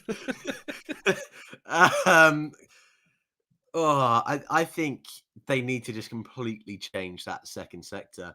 I think sector 1's fine. He's got plenty of runoff in the high-speed areas. There's not many overtaking opportunities, but it's just sector 2 is flat out for the whole run. Like you say, with blind corners everywhere. I think there's one, can't remember the corner numbers because it practically looks the same thing. There's one right-hander, which I think off the top of my head could be turn 7 or 8, which is a breaking point, but that's about it in that second sector. So I just think they need to make it a little bit, slow it down a little bit more tight and twisty, but then it's right on the beachfront. So I'm pretty sure it might even be over the water, that circuit. So changes like that would be quite hefty to make. And the style of track it is and the buildings that they put in the middle, I don't think there's much scope for change. So yeah, just any way to slow it down, which again is going to include adding a couple more turns, a little bit like the Singapore Sling. Things like that, which are horrible, but I just think you really need to take away that danger aspect because it like I think you put the nail on the head. It's just you're wincing the whole time. F2 was horrible that weekend with some of the incidents they had, and thankfully they got away with it for the most part. So yeah, slowing it down I think would be the main thing, and just adding a few more overtaking opportunities because apart from turn 1 and the final corner, there isn't really any. That's a good point in the overtaking, actually. Yeah, not many opportunities. That question, by the way, was from Jaws2308. Thank you very much. Posted it again. Hamilton has taken a whole 0.003 of a second off his time to go to a 119.138. So, yeah. C4 tyre. Softer compound, harder compound, than Russell was on this morning, apparently. Like I say, I'm not sure if that time from Russell was on the C5s, because that graphic says it was on the C5s. But if you go to the roundup on the Motorsport or Autosport websites, they say it was the C4 or the C3. So I'm not sure that's correct, but still, Hamilton is on the C4 and he has gone fastest. 89 laps in total so far. What else is going on out on track? 120.0 for Carlos Sainz on the C3 tyres. That's put him 7th, yeah. Ahead of Alex Albon. What have we got lap count-wise? They're the ones that matter, really, aren't they? So, Hamilton, 89 laps. Russell did 66. Perez on 63 at the moment. Verstappen did 59 this morning. Vettel did 48 this morning. Leclerc did 44. Sainz is now on 86. Albon's on 88. Latifi was on 13 earlier. 80 for Ricciardo. Norris did 52. Alonso only 12, obviously, with those problems. Zhou, 41. Gasly, 40. Mazepin, 9. Bottas, only 10. So, keeping on those lap counts there, the things, like I say, in testing that really matter, and we've got less than 5 minutes to go in the first test. So yeah, coming to an end. These testing streams, whether it is 2 hours or 8 hours, they do fly by. I think it's just because we sit and talk. It's just nice to sit and talk sometimes. It doesn't have to be all serious and sticking to topic, does it? As long as it's broadly F1 related, or we get there via an F1 question at least. Not sure some of the conversations on Doctor Who were quite so close to that one. Just on that other question as well, how significant do you think reliability will be this season? Judging by testing at least this round, it will be the most important factor, especially in the midfield. I think reliability is always significant, or feels more significant in the midfield, because it's often quite close in there, isn't it? And I've said this before, one good result, if it's a close season, or one bad result, can really make the difference. So, if we have, like today, Alpine and Aston Martin, they've had their problems. That's an opportunity for, if Haas are in there this year to get some points and maybe leapfrog them in the championship. So I think reliability is always pretty critical in the midfield. It feels it to me. I always feel like if a front runner has a reliability issue, they're more likely to be able to pull some points back because they're going to be getting big points in races, if that makes sense. They're going to be challenging for podiums and things like that. Whereas if you're in that midfield, the difference between each points per position is much tighter, so it's harder to maybe get that advantage back, if you get what I'm saying with that one, Dan. Yeah, I think so. And you think?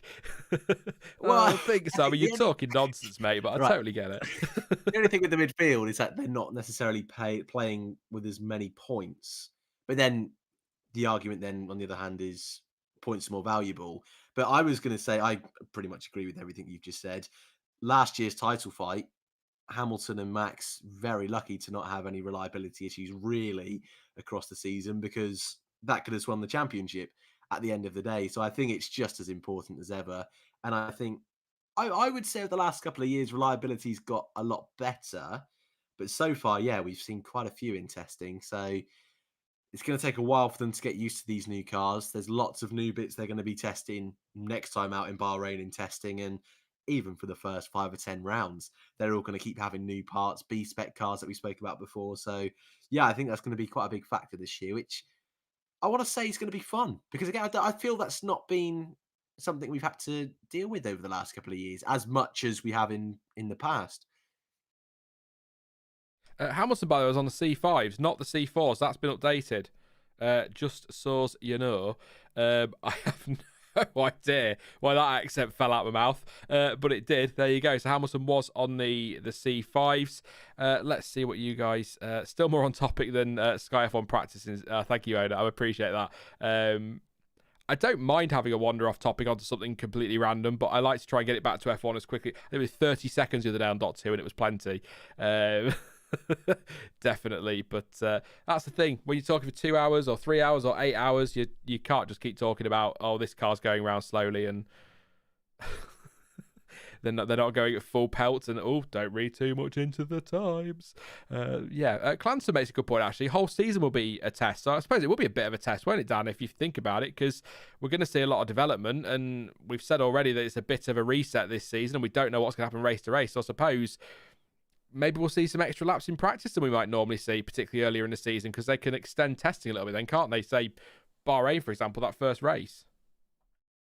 Yeah, I like that idea. I mean, is it just there's 3 practices again this year, right? But they're all an hour. Yeah, it's 3 practices. I read something a few weeks ago, and I might just go and have a quick check in the regs if I can find it before we wrap the stream up. But unless someone can get there and chat before I do it and let me know. But I don't know if they were considering, or if they have reverted to 90 minutes for FP1 and FP2 and just 60 for FP3. That was something that was rumoured a few weeks ago. Okay. So Something to keep an eye on. Yeah. But yeah, I mean, even now, I think more laps than we normally see. Because last year, not that the teams knew straight away the setup they were going to run, but for the most part, they used that car for 2 years. They'd been to that track the year before, practically with the same car. Yes, last year was very unique circumstances, but it's open season this year. It's a great time to test nice and early as much as you can. So yeah, I wonder if also, again, this might be a bit extreme, but I wonder if we'll see some of those heavy hitters out a bit more regularly in Q1, just in those first few races, rather than doing 1 lap at the end or 1 banker lap at the start. I wonder if they'll do 3 or 4 laps just to try and get used to the temperatures, see what's working with the car on that given day. I don't know.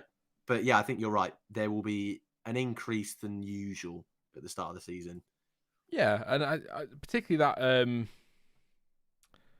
that first session. The checker flag's out, by the way. I'll run through the times in a second. I just got to have a quick look in here, see if I can find it quickly. Do you know what I love about when they do the regulations? They do just cross stuff out. I know they probably have to, just to say, oh, that was there before, but not anymore. But yeah, I was just wondering if there's anything in here that might say... Not really sure where to look. I'll tell you what, I'll have a look, and then I will pop something on Twitter, because I'm not going to scroll through 3 million pages of sporting regulations if I can avoid it, because I don't really know what is going on there. So, yeah. I'll run through the ties in a second. Just have a quick look. Clansum does say it might be worth 90 minutes for FP1 at least. Probably not a bad idea, to be honest. We are still live. Let me know in chat, aren't we?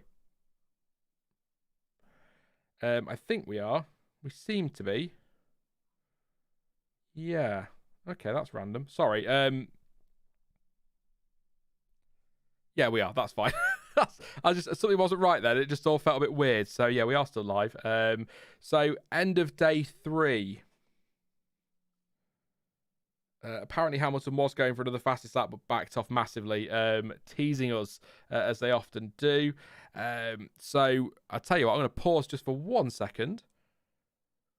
Let's have a look then at the final standings for day 3, the final day of the first test in Barcelona. So Lewis Hamilton got some laps in late on and set the fastest time of the day, and I believe of testing outright so far this season, or for this week. Lewis Hamilton's the top, 119.138 C5 tyre. He set that on 89 laps in total. Once again, another day of tons of laps. George Russell made it a Mercedes 1-2 with his time this morning, 119.233. That was set on the C5s, 66 laps in total. Sergio Perez for Red Bull, 119.556. He did that on the C4s. Managed to pump in 68 laps in the afternoon, just ahead of his teammate Max Verstappen, who did 59 laps and set his fastest time on the C3s, and that was a 119.756. Sebastian Vettel was 5th, 119.824. He did that on the C5s, 48 laps, but no running for Aston Martin in the afternoon because of a oil leak, which led to a fire, and have not got that repaired, so their test was over pretty much straight after that. Charles Leclerc, 6th place this morning, 119.831. That was on a C3 tyre, 44 laps.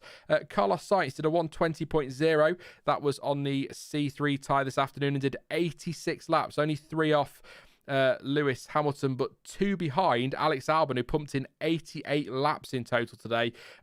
Fastest time was on the C4 tyre, 120.318. Nicholas Latifi In the second Williams, 120.699. That was set on the C4s. Did just 13 laps. Daniel Ricciardo rounds out that top 10 at 120.750. That was set on the C3 tyre, 80 laps in total. Lando Norris, 120.827. That was set on the C3s as well. 52 laps for him. Just 12 laps for Fernando Alonso. He had a hydraulic issue which led to a fire. That was his day over and Alpine's day over as well. So just 12 laps from Alpine on this final day. Not great. 121.2 was his fastest time. That was set on the C3s.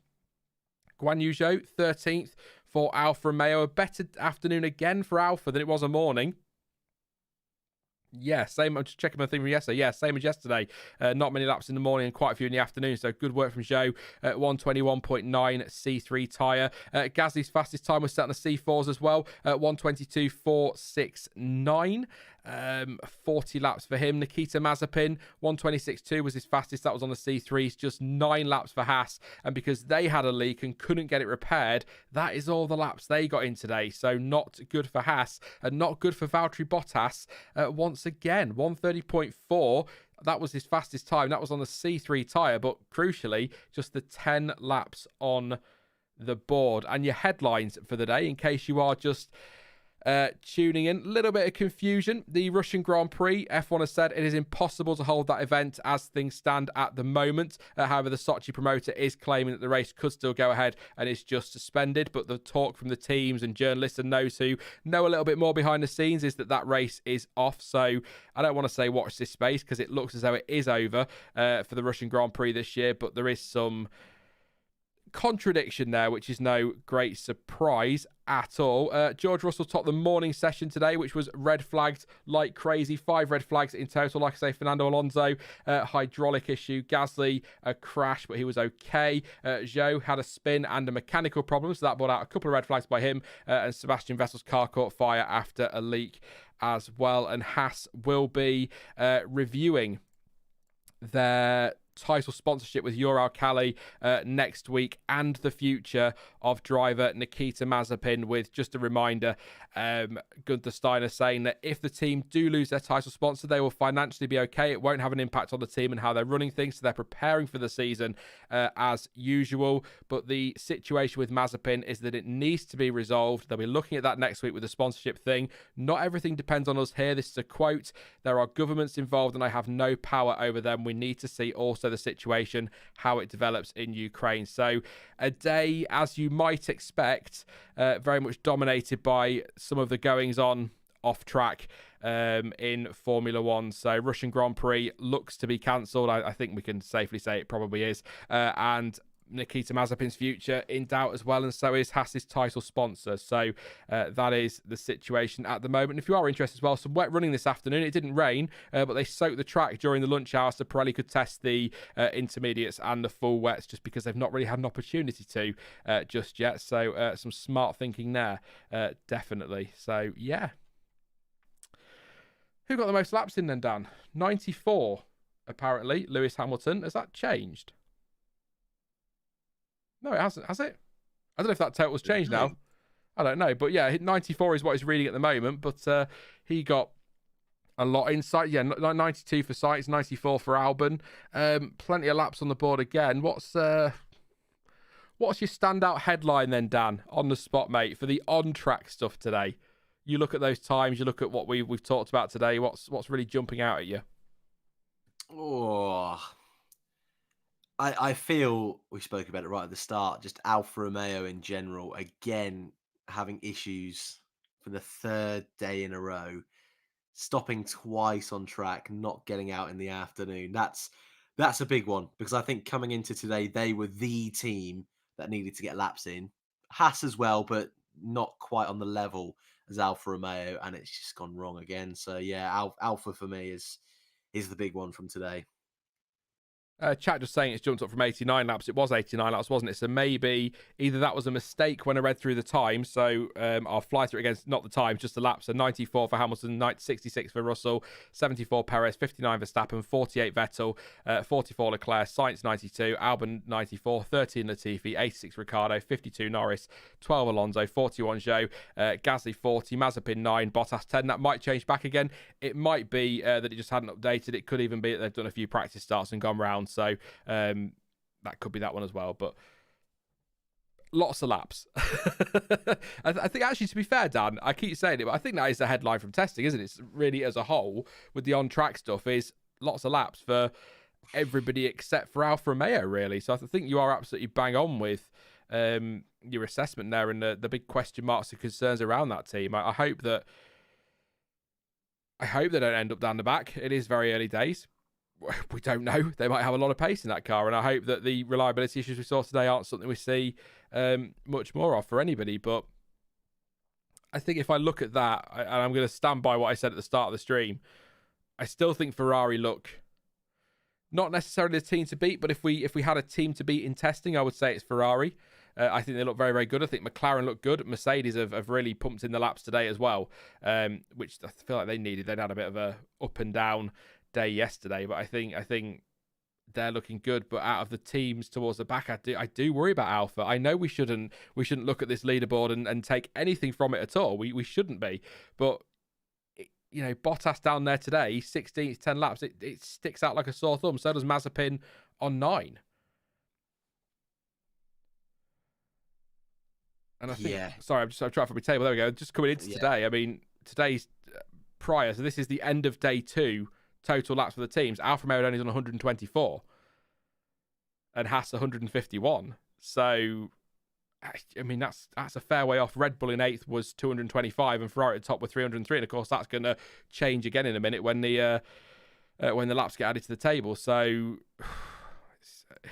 yeah, I don't know what to say. Again, I'm just hoping this is just teething problems for Alpha and that they'll be able to get it sorted. But just later, there was some practice starts going on, so that might be why the lap count changed. But yeah, we'll keep an eye on that one. So Clancy just saying Alpine are also a concern. See, Alpine's an interesting one, isn't it? Because Fernando Alonso said, or was saying, wasn't something about not being totally comfortable in the car, or it wasn't handling right, or something like that. So I think there's a question mark over them. But who? So apart from Alfa Romeo, I like question marks, you see. You know what I'm like. I love a punctuation. Which team has got the biggest question mark over them, positively or negatively, aside from Alfa and Ferrari? For me, it's Williams. Because where are Williams? Like, no one's saying they're running away with it like Ferrari and McLaren. I feel there's that understanding that Red Bull and Mercedes aren't at the front, but still have strong packages there. I've heard a few talkings about AlphaTauri looking like they've got a strong car, and I haven't heard anyone say Williams is bad. So, and they've not really had reliability issues on the scale of other teams, so that's good. But I don't know. It's like I said earlier with Red Bull. I've not heard anything about Williams, which you could read into as that's great, because they're not in the headlines like they were a few years ago when they weren't showing up and the car couldn't get on track. And when they could get it on track, it wasn't working, it was blowing up. So it's nice that it's been a quiet test. But for a team that I wasn't super inspired by their driver lineup heading into this year, a team that went forward last year in comparison to the last couple of seasons, and a team that really could, with their new investment, could do with jumping forward up the grids, I just haven't heard anything. So they're the one team that I would really struggle to place in the running order at the moment. And yeah, I've just got way too many question marks with Williams, and I really don't know if that's a good or bad thing. Yeah, I've not heard much about Williams, really. Generally speaking, I don't think anyone's bigging them up, and I don't think anyone's playing them down. So I suppose, yeah, it's a good point, Dan. Actually, I might keep an eye on that in Bahrain, definitely. Your laps completed by each team at the end of today, if I can get that one up. There we go. So Mercedes 159, McLaren 138, Ferrari 136, Red Bull 133, Williams 107, Alfa Romeo 51, Aston Martin 48, Alfa Tauri 40, Alpine did 12, and Haas just 9. The Haas one was easy to add up because it's just the number 9. So there you go. They're your totals for today. And obviously, I'm sure there'll be some people out there who will tot up everything in total over on Twitter and things. I'm sure F1 will pop something out as well. So just tons of laps is what I'm going to go with. 112 of the 175 laps done by Alpha were done by Guan Yu Zhou, according to Ryan P in chat. So Bottas has had a stinker, hasn't he? An absolute stinker. Kubica was in as well. Of course, yeah. Ooh. I mean, to be fair, Bottas is pretty well experienced, but I mean, he needs to be. I'm hoping he gets the laps in Bahrain. Then he's gonna need them. Wow, I'm sure that's true. I'm not saying it's not true, Ryan, but I've not done the maths myself. But that's a hell of one. Bottas has done 54 laps according to CF Racing across 3 days. Obviously not 3 full days, but yeah. So in terms of mileage, that's the big question mark, isn't it? A concern, definitely. So yeah, Mr. Bungle says Kubica to Haas with Orlan. Maybe. You never know. I think he's tied down to Alpha. I think he's quite happy there in his role. I'm sure he'd love to race as well.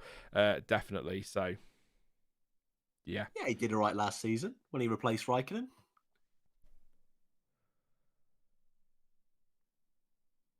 Oh yeah, he did for 2 races, didn't he? Yeah, of course he did. Yeah, he raced. I think he did pretty well, actually. Yeah, I think you're right. He wasn't anything superstar. You know, he didn't take that car and drag it onto a podium or anything, but he did all right. He was up there with Gio. Interesting. I wonder. Gabriel says Hamilton is back, haters. First of all, love the enthusiasm. Secondly, it is only testing. You never know. that means nothing to anybody. In fact, I'll tell you what we'll do, actually.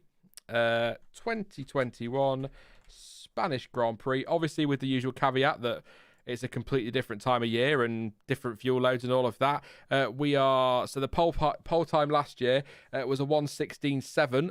Hamilton did a 1:19.1 today, and the fastest lap of the race was a 1:18.1. So he's a second off the fastest race lap and 2.5 off pole time. So we're a long way off what these cars are probably going to do, because I think they are going to be up to speed with the 2021 cars pretty swiftly, to be honest. I don't think they're going to be that much. There was talk, wasn't there, of 2, 3, 4 seconds slower at one point, but these teams are too savvy for that, aren't they? They'll be back up to speed pretty quick. Yeah, I would guess so. I mean, at the same time, I'd like to think people or engineers knew what they were talking about in the first place when they said they weren't going to be as quick, but this is the start of the regulation, so even if it's not this season, it won't take them long. I'm just seen a tweet about Russia, but it's not. I don't think it's anything. No, it's nothing we don't know. That's fine. Most laps today, by the way. Most laps over the 3 days of testing. I think I have a guess, Dan. Give me a guess. Who's done the most laps over 3 days? I will go with Lando Norris. He did 155.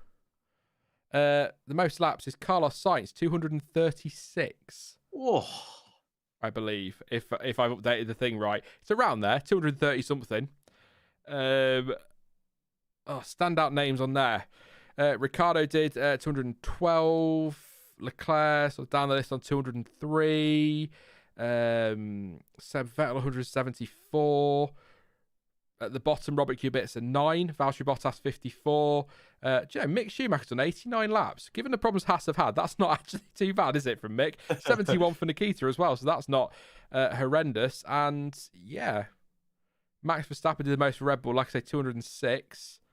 Yeah, so Carlos Sainz, most laps on the board. There you go. So where did Lando Norris come from, Dan? Yeah, that wasn't a good shout, was it? And the total combined laps for 3 days of testing, Ferrari are topping that, no great surprise, 439. And Mercedes laps today have thrown them up into second place on 393. So Ferrari pretty solidly clear at the top there, 439. And we were worried about Alpha, weren't we? Really worried about them. They've done 175 laps across 3 days. They're not bottom. Haas are bottom on 160. That's probably the biggest surprise on that list, actually. The Alpha on bottom. So I mean, it's both not great. Anyone you want to know, Dan, in terms of total lap count for 3 days before we wrap it up? Sergio Perez. Checo Perez. That's the team one, Sean. You need the other one. 152 for Checo. Red Bull's total 358. I'm sensing disappointment. Yeah. I don't really know what I was expecting, to be honest. Yeah, that's about middle of the road, isn't it? Yeah, around there. It's not awful. I mean, I thought he'd get more. So what would that put him on the list? About 11th or 12th, somewhere around there. Yeah, where are the 2 Aston Martins? Seb Vettel did 174. Lance Stroll 122. Yeah. It's not amazing. But then I feel they're a team that have been hit with quite a few issues and yet still got plenty of laps in. So that's a good sign. Yeah, I mean, overall, 296. They're not far off. I mean, they're behind AlphaTauri and co, but I mean, they're only just behind AlphaTauri. AlphaTauri 308, so it's not awful. They're well clear of Alpine. So, yeah. Dan Philpott says big hmms. Yeah, I'm with you, Dan. I react like that when I'm like, what did this team do? And then you look at it and then you go, what was I expecting? Is that good? Is that bad? Is that? But yeah, overall, I think that the headline from testing on track is definitely, for the most part, reliability. I think that's quite clear. It's an aero change anyway. It's not really anything to do with the power units. That was no great surprise. Lots of laps, well off the pole time from 2021, a second off the pace from the race fastest lap in 2021. So that gives you some idea as to just how much we can't read into this. And I still think this doesn't feel like testing. So I totally get why F1 have called it whatever they've called it. Although the teams can't seem to agree based on their press releases. But anyway, that's neither here nor there. And I think that we're going to get a much better picture in Bahrain about who is where. So, yes. And I suppose, really, just to keep an eye on the news, everyone. Of course, keep you updated on the channel as well. I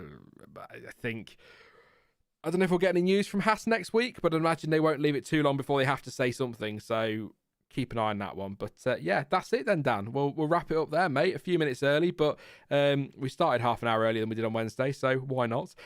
Always appreciate your company, mate. It's great to talk to you. Love the banter. Love the fact it's quite clear to everyone watching we hate each other. Yep. Looking forward to Bahrain then, I guess, is the next one. And Drive to Survive. Ooh. Yeah. Bahrain's the big one. I mean, I hate to tell you, but I already know the ending for Drive to Survive. I know the spoilers, so yeah, shocking. But Bahrain, yeah, real testing this time. We actually get to see cars on the track.